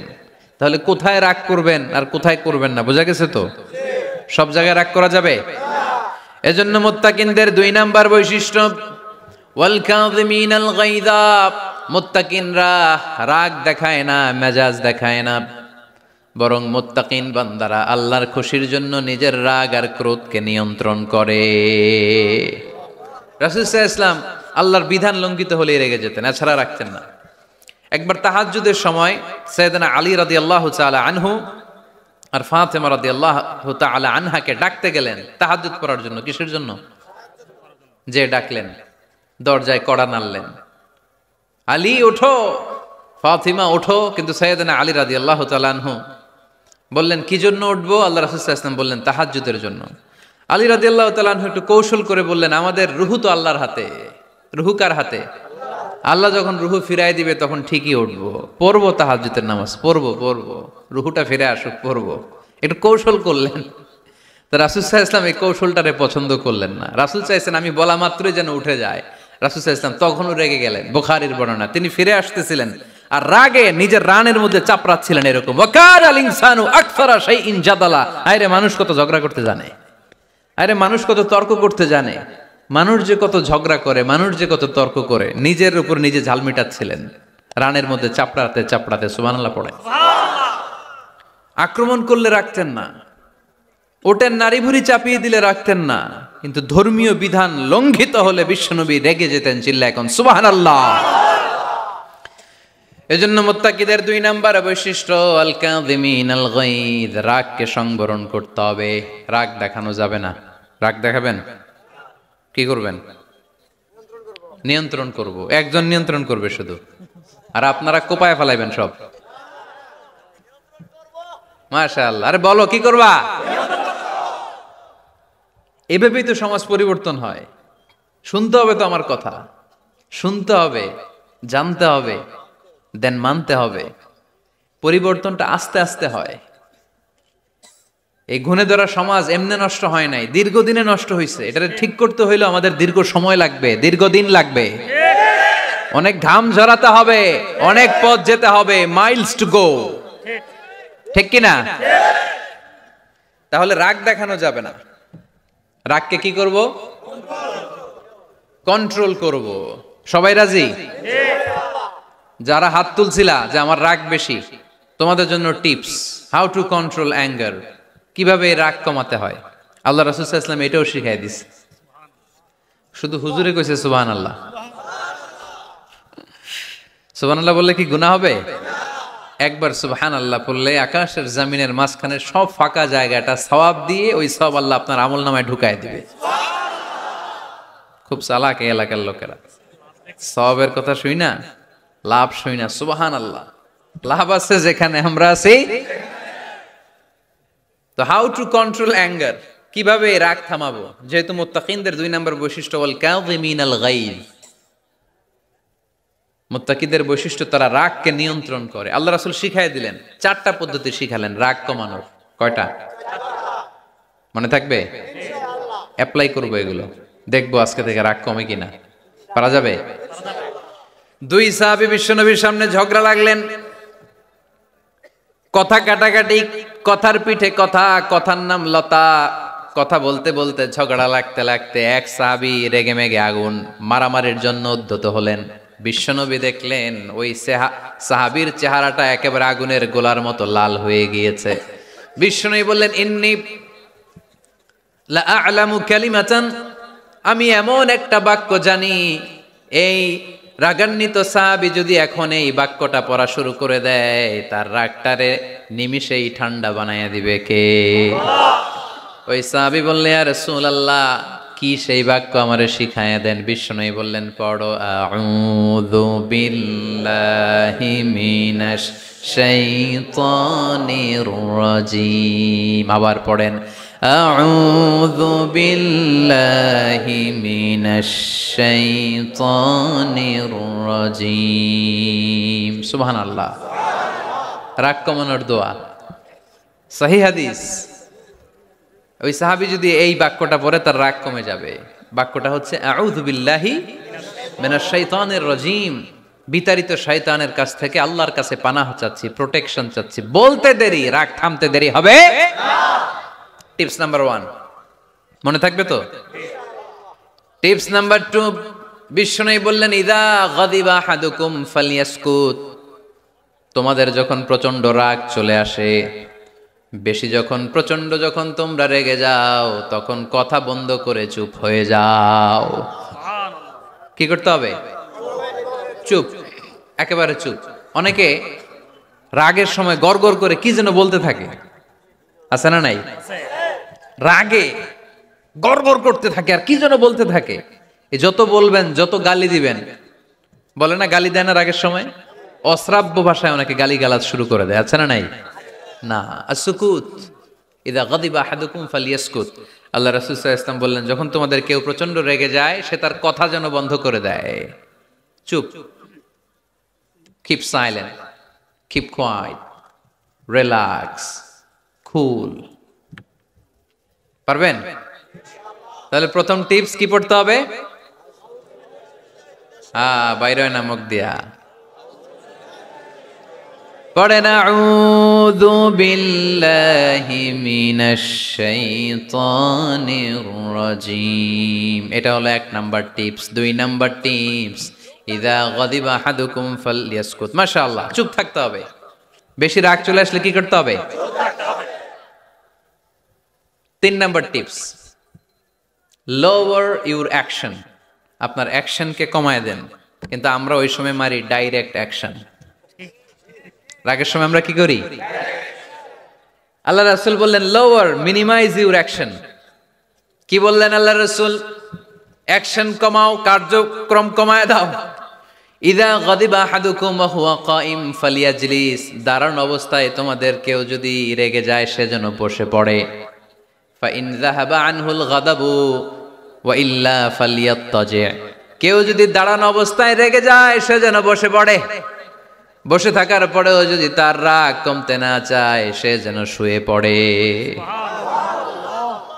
তাহলে দাঁড়ানো অবস্থায় রাগ আসলে কি করবেন? বসা অবস্থায় রাগ আসলে, শোয়া অবস্থায় রাগ আসলে চোখ বন্ধ করে ঘুমায় যাবেন। রাগ আসবে আর সুবহানাল্লাহ কইবেন না? কত বড় ফিজিশিয়ান, কত বড় ডাক্তার আল্লাহ রাসূল সাল্লাল্লাহু আলাইহি ওয়াসাল্লাম। সুবহানাল্লাহ পড়ে। কয়টা গেল? কয়টা? 1 নাম্বার কি পড়া? মাশাআল্লাহ। 2 নাম্বার চুপ থাকা। 3 নাম্বার দাঁড়ায় থাকলে বসে যাওয়া, বসা থাকলে পারবেন? 4 নাম্বারটা অনেক মজার টিপস, শুনবেন? আল্লাহ রাসূল সাল্লাল্লাহু আলাইহি ওয়াসাল্লাম বললেন, 4 নাম্বার টিপস শুনো। ইন্নাল গাদাবা মিনাশ শাইতান। নিশ্চয়ই রাগ আসে শয়তান থেকে। ওয়া ইন্নাশ শাইতানা খুলিকা মিনান নার। শয়তান তৈরি আগুন থেকে।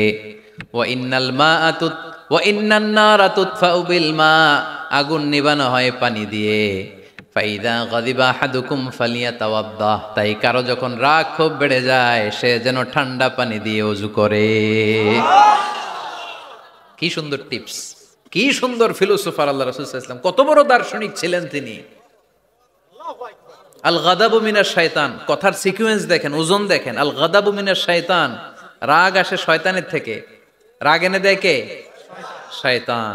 ওয়াশ শায়তানু খুলিকা মিনান নার, শয়তান তৈরি কি থেকে? আগুন থেকে। ওয়ান নারু তুতফাউ বিল মা, আগুন নিভায় কি দিয়ে? ফাইদা গাদিবা আহাদুকুম ফালিয়াতাওয়াদ্দা, তাই তোমাদের কেউ যখন রেগে যায় সে যেন পানি দিয়ে ওযু করে নেয়। পারবেন? ওযু করে ফেলবেন ঠান্ডা পানি দিয়ে। ঠান্ডা পানি মাথায় দিবেন, চোখে পানির ঝাপটা দিবেন। আপনার রাগকে ঠান্ডা করে দিবে কে? তাহলে আওয়াজ করে বলেন, রাগ কমানোর 1 নাম্বার ফর্মুলা কি?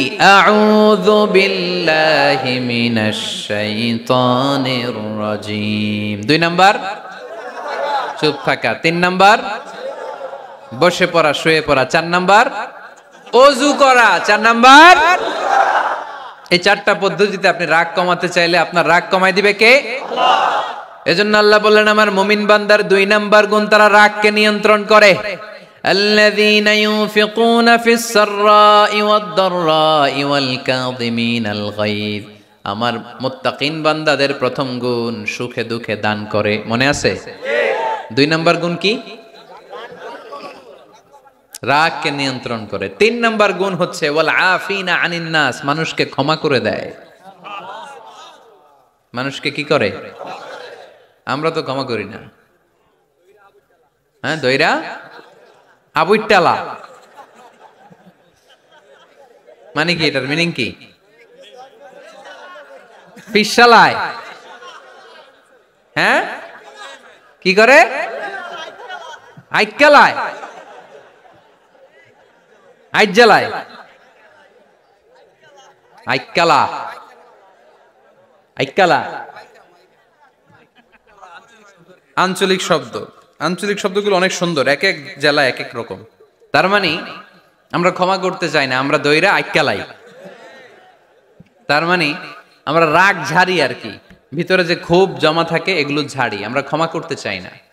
কিন্তু ভাই, মুত্তাকি যদি হতে চান আপনাকে ক্ষমা করে দিতে হবে। কি করবেন? কি করবেন? ক্ষমা করে দেন। আচ্ছা, একটু আওয়াজ করে উত্তর দেন। আমরা আল্লাহর কাছে এই যে পাপ করি, অন্যায় করি, মাফ চাই না? ক্ষমা চাই না? আল্লাহ আমাদেরকে ক্ষমা করুক, এটা আমরা চাই কি চাই না? আল্লাহ আমাদেরকে ক্ষমা করুক এটা আমরা চাই, কিন্তু আমরা আমাদেরকে ক্ষমা করতে পারি না। যদি আল্লাহর কাছে ক্ষমা পেতে চান তাহলে আগে নিজেরা নিজেদেরকে ক্ষমা করে দেন।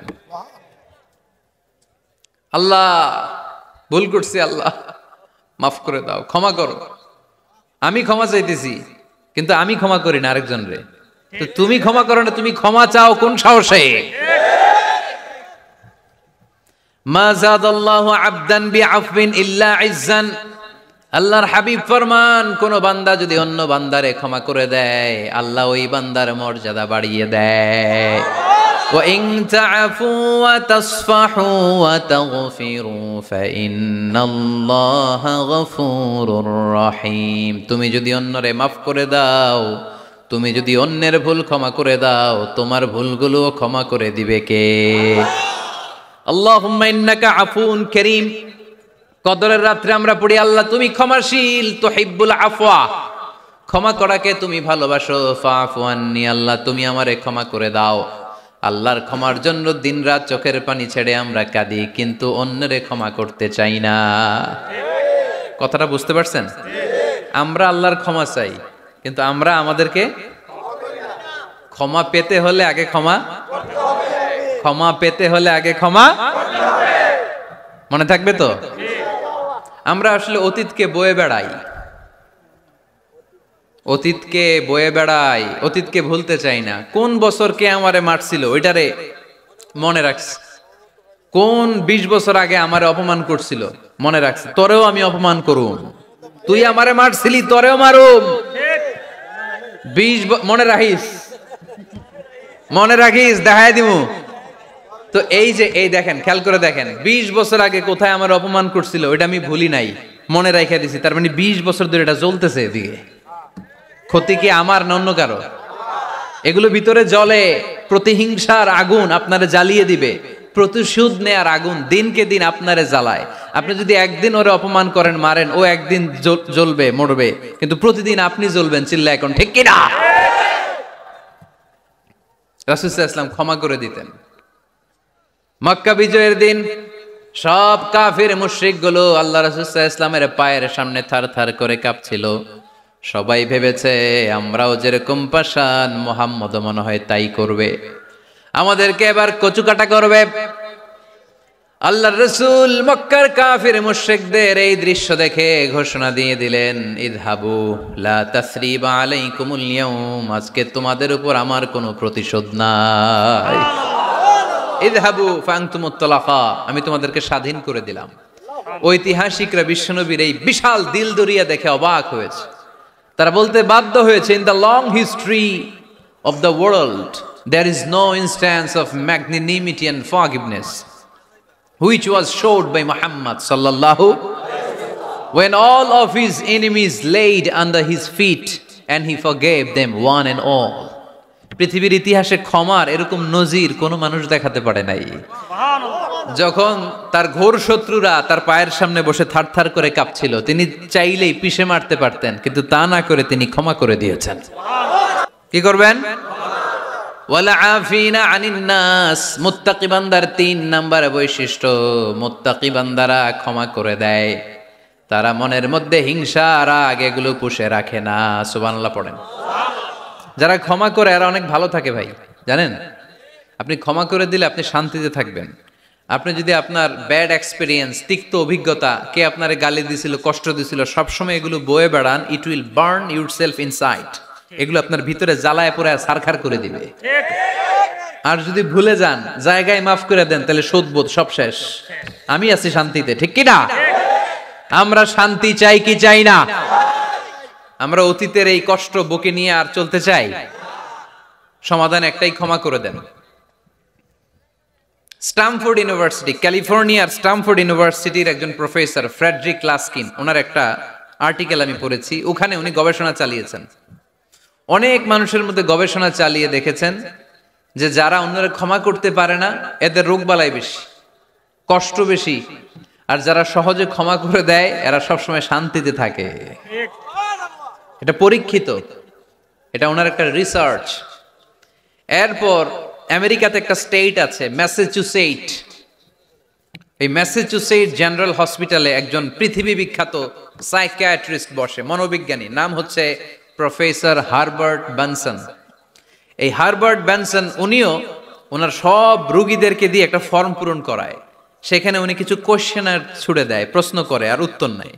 পরে জরিপ করে উনি দেখতে পেয়েছে ওনার যে সমস্ত রোগীরা মনের ভিতরে রোগ, এই রাগ, এই ক্ষোভ, এই হিংসা বিদ্বেষ এগুলো অন্তরে পুষে রেখেছে, এদের স্ট্রোক করার এবং হার্ট অ্যাটাক করার রেটিংটা বেশি। এরা মেন্টাল স্ট্রেসে ভোগে বেশি। আর যারা সহজে ক্ষমা করে দেয়, মাফ করে দেয়, এদের মধ্যে এই রোগ বালাই নাই। যেরকম সুবহানাল্লাহ। এজন্য আল্লাহ বললেন মুত্তাকিনদের 3 নাম্বার বৈশিষ্ট্য, মুত্তাকিনরা আল্লাহর কাছে যেমনি ক্ষমা চায়, তারা নিজেরাও অন্যদেরকে তেমনি ক্ষমা করে দেয়। ওয়াল আফিনা আনিন নাস, আজকে থেকে আমরা মানুষের ক্ষমা করে দিব। কারো জন্য অন্তরে কোনো হিংসা বিদ্বেষ পুষে রাখা যাবে? অনেকে এগুলো ভুলতে চায় না, পেলে পুষে বড় করে, আর ভিতরে খালি জ্বলে। ভিতরে কি করে?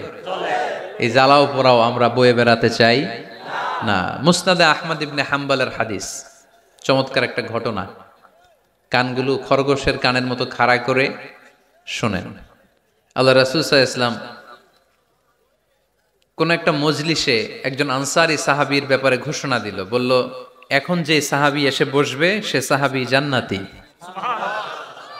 আনসারী সাহাবী এসে বসলো, সবাই তো অবাক, আমাদের কারো ব্যাপারে বিশ্বনবী এই কথা বলল না, এই আনসারী সাহাবী জান্নাতি। আবার কয়েকদিন পরে আরেকটা মজলিসে বিশ্বনবী আবার ঘোষণা দিলেন, এই মুহূর্তে এমন একজন সাহাবী এসে এইখানে বসবে, এই সাহাবীটা জান্নাতি।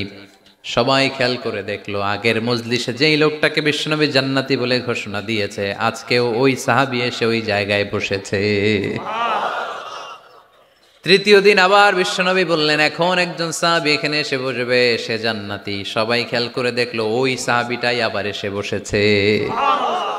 সবাই অবাক, কি আজীব, কি আছে এই সাহাবীর মধ্যে, যে সাহাবীর ব্যাপারে খুদ বিশ্বনবী 3 বার ঘোষণা দিলেন যে সে জান্নাতি।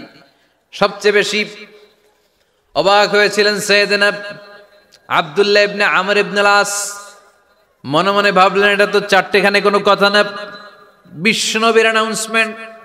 দুনিয়ার বুকে বিশ্বনবী 3 বার এই আনসারী সাহাবীকে জান্নাতি বলে ঘোষণা দিয়েছে, নিশ্চয়ই এই সাহাবীর এমন বিশেষ কোনো আমল আছে, এমন বিশেষত্ব আছে যেটা আমাদের মধ্যে নাই। যেমন করেই হোক এই সাহাবীর ভেতরের সব খবর আমার জানতে হবে। সাইয়েদনা আব্দুল্লাহ ইবনে আমর ইবনে আস একবার পরিকল্পনা করে ওই সাহাবীর বাড়িতে চলে গেলেন, যে বললেন, ভাই আমার আব্বার সাথে কয়েকদিন ধরে ঝগড়া, আমার ঘরে থাকতে মন চাচ্ছে না, তোমার বাসায় মেহমান হয়ে এসেছি, যদি তুমি অনুমতি দাও তোমার বাড়িতে 3 দিন মেহমান হয়ে আমি থাকতে চাই। কখন এই আনসারী সাহাবী কি করে, 1 দিন 2 দিন 3 দিন পর্যন্ত ফলো করার পরে সাইয়েদনা আব্দুল্লাহ ইবনে আমর ইবনে আস এমন কোন বিশেষ আমল এই সাহাবীর মধ্যে খুঁজে পায় নাই। 3 দিন গভীরভাবে পর্যবেক্ষণ, অবজারভেশনের পরে বিশেষ কোনো আমল ওনার চোখে পড়ে নাই।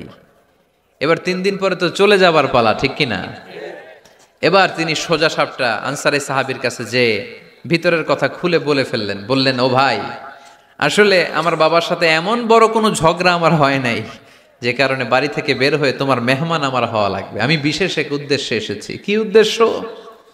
আব্দুল্লাহ ইবনে আমর ইবনে আস এবার বলতে আরম্ভ করলেন, আমরা খেয়াল করেছি 3টা মজলিসে বিষ্ণু ঈসা ইসলাম তোমাকে জান্নাতি বলে ঘোষণা করেছে। তাই আমি জানার জন্য এসেছি তুমি এমন কি আমল করো যে কারণে বিশ্বনবী ঘোষণা দিলেন যে তুমি জান্নাতি। কি এমন বিশেষ আমল আছে তোমার, আমার একটু বলো, আমি ওই আমল করে জান্নাতি হতে চাই। আল্লাহু আকবার। এবার আনসারী সাহাবী মুখ খুললেন। উনি বললেন, ও ভাই আব্দুল্লাহ ইবনে আমর ইবনে আস, এমন কোনো বিশেষ আমল আমার নাই। হালাল পন্থায় রুজি করি, ব্যবসা করি, নামাজের সময় নামাজ পড়ি, রাতে এসে ঘুমিয়ে যাই, ফজরের আগ দিয়ে উঠে তাহাজ্জুদ পড়ি, সময় মতো জিকির আজকার করি, কোরআন তেলাওয়াত করি, কিছু দান সদকা করি। সবাই যা করে আমিও তাই করি, স্পেশাল কোনো আমল আমার জীবনে নাই। তবে আব্দুল্লাহ ইবনে আমর ইবনে আস, শুনে রাখো, একটা কাজ আমি প্রতি রাতে করি, হয়তোবা এ কারণেও বিশ্বনবী আমার ব্যাপারে এমন ঘোষণা দিতে পারে। আব্দুল্লাহ বললেন, ও আনসারী সাহাবী, কি কাজ তুমি করো? এবার আনসারী সাহাবী বলতে লাগলেন, প্রতি রাতে যখন আমি আমার বিছানায় ঘুমোতে যাই, আমি কারো ব্যাপারে কোনো রাগ, কোনো হিংসা, কোনো ক্ষোভ অন্তরে নিয়ে ঘুমাতে যাই না। ওই দিন যার সাথে যা হয়েছে সবাই রে মাফ করে দিয়ে মিটমাট করে একটা প্রশান্ত অন্তর নিয়ে আমি বিছানায় ঘুমাতে যাই। ওই দিনে কেউ আমার গালি দিছে, কেউ আমার বকা দিছে, কেউ আমার বিরুদ্ধে মিছিল করছে, উল্টা পাল্টা যে যাই করুক না কেন, আমি কিচ্ছু মনে রাখি না। আবি ইলা ফিরাশি, আমি এমন ভাবে আমার বিছানায় যাই, ওয়ালাইসা ফি কলবি হিকদুন আলা আহাদ, এমন অবস্থায় আমি শুয়ে পড়ি যে আমার হৃদয়ে কারো ব্যাপারে আমার হৃদয়ে কোনো ক্ষোভ নাই, কোনো হিংসা নাই, কোনো অহংকার নাই। সব রাগ ক্ষোভ ভুলে গিয়ে সবাইকে ক্ষমা করে দিয়ে আমি বিছানায় ঘুমাতে যাই। এজন্য বিশ্বনবী এই সাহাবীকে 3টা মজলিসের ভরা মজলিসের মধ্যে জান্নাতি বলে ঘোষণা করেছে। এই হাদিস থেকে শিক্ষা হলো, আমরাও যদি প্রতি রাতে বিছানায় ঘুমোতে যাওয়ার আগে সবাই রে মাফ করে দিয়ে মনের যত ক্ষোভ জ্বালা যন্ত্রণা আছে সব ভুলে যে বিছানায় ঘুমাতে পারি, এই সাহাবীর মতো আমাদেরকেও জান্নাতি হিসেবে কবুল করবে কে? পারবেন আজকে থেকে? ইনশাআল্লাহ। বিছানায় যাওয়ার আগে কি করবেন? আজকে সবাইরে মাফ করে দিব। যে আমার উপর জুলুম করছে ওই বিচার আল্লাহ করবে। কে কি বললো ওটা দেখার দরকার নাই। কারো ব্যাপারে কোনো ক্ষোভ, কোনো তিক্ত অভিজ্ঞতা, জ্বালা যন্ত্রণা অন্তরে রাখবেন? রাখলে লাভ না লস? এটা আরো জ্বালা দিবে আমারে, এটা আরো ভেতর থেকে কষ্ট দিবে। It will burn me inside, ভিতরে জ্বালিয়ে পুড়িয়ে শেষ করে দিবে। এগুলো বয়ে বেড়াতে চাই না আমি সব মাফ করে দিতে চাই। চিল্লায় বলো ঠিক কিনা? এজন্য আল্লাহ বললেন আমার মুত্তাকিন বান্দাদের 3 নাম্বার বৈশিষ্ট্য, তারা অন্যের প্রতি রাগ ক্ষোভ অন্তরে পুষে রাখে না। অন্তরে রাগ ক্ষোভ জ্বালা পেলে পুষে রাখে না, বরং সবাইকে মুত্তাকি বান্দারা ক্ষমা করে দেয়। পারা যাবে? কি করবেন? ক্ষমা করব। কি করবেন? 3টা গেল, আর কয়টা? 2 মিনিটে শেষ করে দিবেন ইনশাআল্লাহ। মোট মুত্তাকিনদের বৈশিষ্ট্য কয়টা? হ্যাঁ, গেছে কয়টা? 1 নাম্বারটা কি ছিল বলেন? মাশাআল্লাহ, সুখে দুঃখে। সুখে দুঃখে সবসময় দান করা 2 নাম্বার। রাগকে নিয়ন্ত্রণ করা 3 নাম্বার। ক্ষমা করে দেয়া। এই কাজগুলো যারা করে তাদেরকে আল্লাহ পছন্দ করে। আল্লাহ বললেন ওয়াল্লাহু ইউহিব্বুল মুহসিনিন। অন্যের প্রতি যারা ইহসান করে তাদেরকে পছন্দ করে কে? আল্লাহ। মুত্তাকিনদের 4 নাম্বার বৈশিষ্ট্য ওয়াল্লাযীনা ইযা ফাআলু ফাহিশাতান আও যালামু আনফুসাহুম যাকারুল্লাহা ফাস্তাগফিরু লিযুনুবিহিম ومن يغفر الذنوب إلا الله সুবহান আল্লাহ। 4 নাম্বার বৈশিষ্ট্য, মুত্তাকিরা যদি কোনো অশ্লীল কাজ করে, অশ্লীল কাজ হয়ে যেতে পারে না?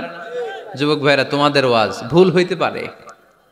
ভুল করে পরকীয়ায় জড়ায় গেছো, বিবাহ বহির্ভূত সম্পর্কে জড়ায় গেছো, খারাপ সম্পর্কে জড়ায় গেছে, কেউ অশ্লীল কাজ করে ফেলছে, ব্লু ফিল্ম দেখে ফেলছে, নিজের উপর নিজে জুলুম করে ফেলছে, ক্ষমার দরজা মনে হয় বন্ধ।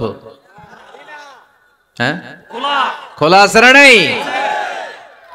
আল্লাহ বললেন আল্লাযীনা ইযা ফাআলু ফাহিশাতান আও যালামু আনফুসাহুম। মুত্তাকিনরা যেহেতু মানুষ, ভুল তাদের হতেই পারে, ভুলের ঊর্ধ্বে কেউ না, ঠিক কি না?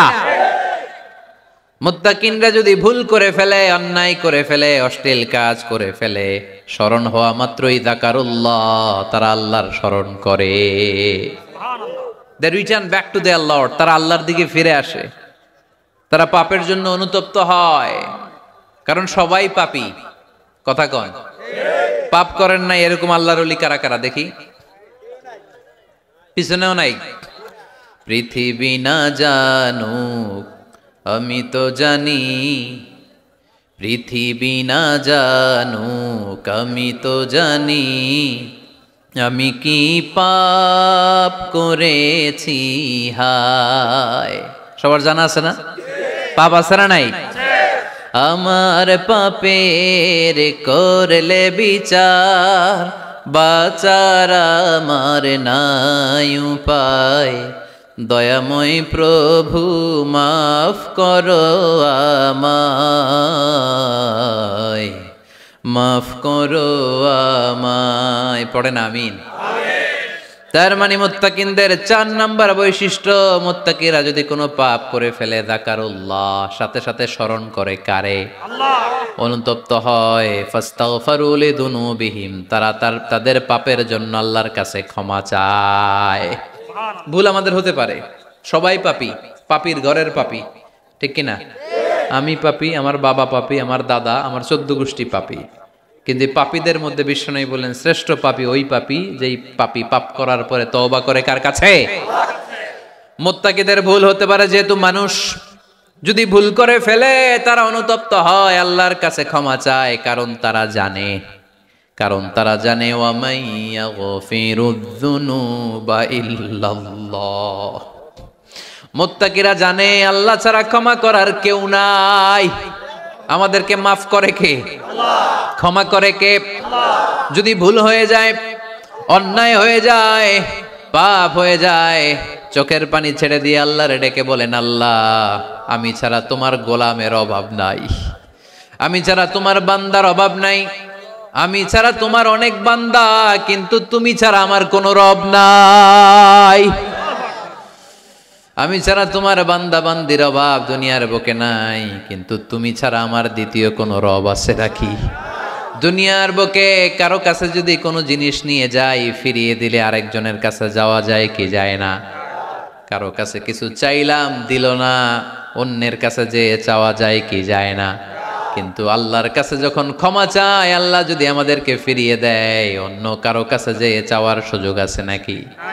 কারণ আমাদের রব একজন, সেজদা দেয় একজন রে, চিল্লায় বলতে হবে তিনি কে? ومن يغفر الذنوب إلا الله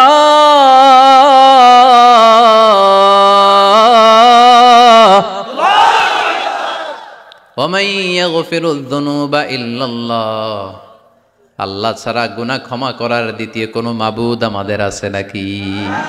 ومن يغفر الذنوب إلا الله, তিনি ছাড়া কে করবে আমাদের গুনার ক্ষমা?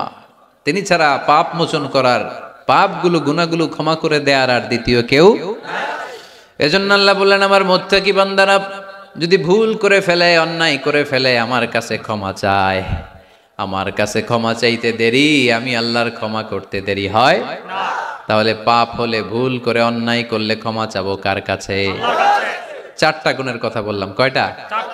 চার নাম্বার হচ্ছে যদি ভুল হয়ে যায়, যদি অন্যায় করে ফেলি, ক্ষমার দরজা খোলা, আমরা সে আল্লাহর কাছে চাইবো, আল্লাহর কাছে ক্ষমা মাংনা করব। চিল্লায় বলেন ঠিক কি না? এরপরে 5 নম্বরে আল্লাহ বললেন, ওয়ালাম ইউসিররু আলা মা ফাআলু ওয়া হুম ইয়ালামুন, তারা জেনে শুনে ওই পাপ বারবার করবে না। সুবহানাল্লাহ পড়েন। ভুল একটা হয়ে গেছে, ক্ষমা চাইলাম, সকালে খাদ্যে ভেজাল দিছি, বিকালে মাফ চাইলাম, আল্লাহ ভুল করে ফেলছি মাফ করে দাও। এরপরের দিন দোকানে যে আবার ভেজাল মিশাইলাম, আবার মাফ, এরপরের দিন আবার মাফ, আল্লাহ মাফ করবে? সকালবেলায় ওজনে কম দিলাম, বিকেলে মাফ চাইলাম, আল্লাহ ভুল হয়ে গেছিল ক্ষমা করে দাও। এরপরের দিন দোকানে যে আবার ওজনে কম দিলাম, আবার রাত্রিবেলা মাফ চাইলাম, তারপরের দিন আবার কম দিলাম, আবার মাফ চাইলাম। এরকম করলে মাফ করবে নাকি? ওয়ালাম ইউসিররু আলা মা ফাআলু ওয়া হুম ইয়ালামুন, জেনে বুঝে ওই পাপ কাজ আর করবে না। কালে ভদ্রে দুই একবার ভুল অন্যায় পাপ হয়ে যেতে পারে, কিন্তু মুমিনরা কি ওটা কন্টিনিউ করে? মুত্তাকিনরা কি ওটা বারবার চালিয়ে যায়? বারবার চালালে এটা আল্লাহর সাথে গেম খেলা হয়, ঠিক কি না? সকালে আল্লাহ রেখে ওই একটা, বিকালে আজকে একটা, কালকে এমনটা করা যাবে? এজন্য আল্লাহ বললেন, আমার মুত্তাকি বান্দাদের 5 নম্বরে বৈশিষ্ট্য হলো ওয়ালাম ইউসিররু আলা মা ফাআলু ওয়া হুম ইয়ালামুন। ওয়ালাম ইউসিররু, তাফসীর ইবনে কাসীরে এর তাফসীর এসেছে ওয়ালাম ইস্তামিররু আলা মা ফাআলু ওয়া হুম ইয়ালামুন, জেনে বুঝে যেই ভুল কাজ করে ফেলছে এটা বারবার করে না। এজন্য বারবার করা যাবে? মাফ চাওয়ার পরে ওই কাজ আর করব আমরা? এই 5টা কাজ যদি করি তাহলে মুত্তাকিদের কাতারে আমাদেরকে উঠায় দিবে কে? এজন্য আল্লাহ বললেন, উলাইকা জাযাউহুম মাগফিরাতুম মির রাব্বিহিম ওয়া জান্নাতুন তাজরি মিন তাহতিহাল আনহারু খালিদিনা ফিহা ওয়া নি'মা আজরুল আমিলিন। আল্লাহ বললেন, আমার মুত্তাকি বান্দাদের এই 5টা বৈশিষ্ট্য যদি কারো মধ্যে থাকে, তাদেরকে আমি ক্ষমাও করে দেব, জান্নাতও দিয়ে দেব। ডানে যাব না বায়ে? আরো জোরে, ডানে না বায়ে? ডানে আছে ক্ষমার জান্নাত, ডানে কি? বায়ে আছে আল্লাহর রাগ আর জাহান্নাম। তাই সিদ্ধান্ত আমরা নিয়েছি, বাম দিকে আমরা যাব না, ডান দিকে যাব। ডান দিকে গেলে ক্ষমাও পাওয়া যাবে, জান্নাত পাওয়া যাবে, কিন্তু কাজ করতে হবে কয়টা? 1 নাম্বার সুখে দুঃখে দান করা, 2 নাম্বার রাগকে নিয়ন্ত্রণ করা, 3 নাম্বার মানুষকে ক্ষমা করা, 4 নাম্বার ভুল হলে আল্লাহর কাছে তওবা করা, 5 নাম্বার ওই পাপের কাজ বারবার না করা। ভুল একবার হতে পারে, 2 বার হতে পারে, বারবার ভুল মুত্তাকিরা করে না, ঠিক কি না? এই 5টা কাজ করলে মুত্তাকি বানাবে কে? মনে থাকবে? মনে থাকবে সবার? যেই কোনো অবস্থায় একটু দেয়ার অভ্যাস করা যাবে? রাগটার একটু নিয়ন্ত্রণ করা যায় না? করা যাবে? আর অন্যের ব্যাপারে কোনো ক্ষোভ, হিংসা, বিদ্বেষ নিয়ে আমরা রাতে ঘুমোতে যেতে চাই না, ভুলে গেলাম আমরা সব। পারবেন তো? ভুল হলে ক্ষমা চাবো কার কাছে? যেই কাজের জন্য ক্ষমা চাইলাম জীবনে কোনোদিন আর ওই কাজ করব আল্লাহ আমাদের সবাইকে কথাগুলো বুঝার ও আমল করার তৌফিক দান করুক। এই উঠছে কে কে দেখি? লক্ষ্মীপুরের লোক তো অনেক দুষ্ট দেখি। লক্ষ্মীপুরের লোক তো লক্ষ্মী হইতে হবে। এগুলো কি প্রশ্নের জন্য আমার আলাদা দাওয়াত দিয়েন। এই প্রশ্নে আধা ঘন্টা লাগবে। যেটা বলছে এটা ফিনিশিং দেয় নাই তো এখন, ওই অর্ধেক ভুলে যাবে আপনার প্রশ্নের উত্তর শুনলে। মুত্তাকিদের বৈশিষ্ট্য কয়টা মনে থাকবে? ভাবিরে যে শোনাইতে পারবেন? পারাম পারাম মানে পারবো। তো এই 5টা বৈশিষ্ট্য যদি থাকে তাহলেই আমরা মুত্তাকি, তাহলেই আমাদের জন্য ক্ষমা রেডি রাখবে কে? জান্নাত রেডি রাখবে কে? প্রথম গুণ আমি বলেছিলাম, দান করব আমরা সুখে দুঃখে, রাগকে নিয়ন্ত্রণ করব 2 নাম্বার, মানুষকে ক্ষমা করে দেব 4 নাম্বার, ভুল হতে পারে মাফ চাবো কার কাছে? কিন্তু ওই ভুল বারবার করব, মনে থাকবে সবার?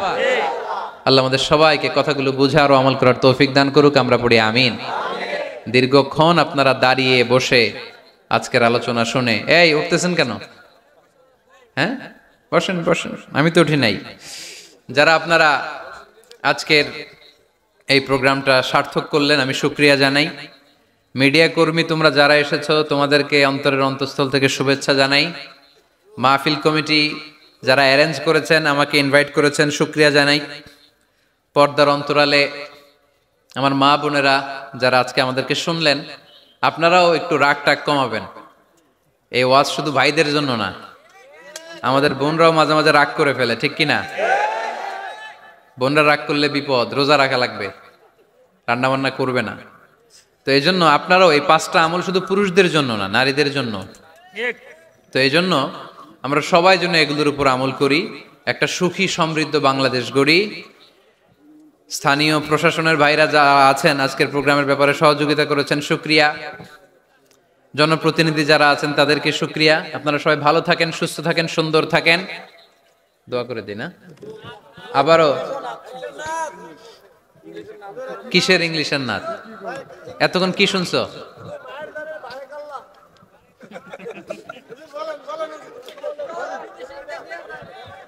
ফিনিশিংটা দিয়া যান।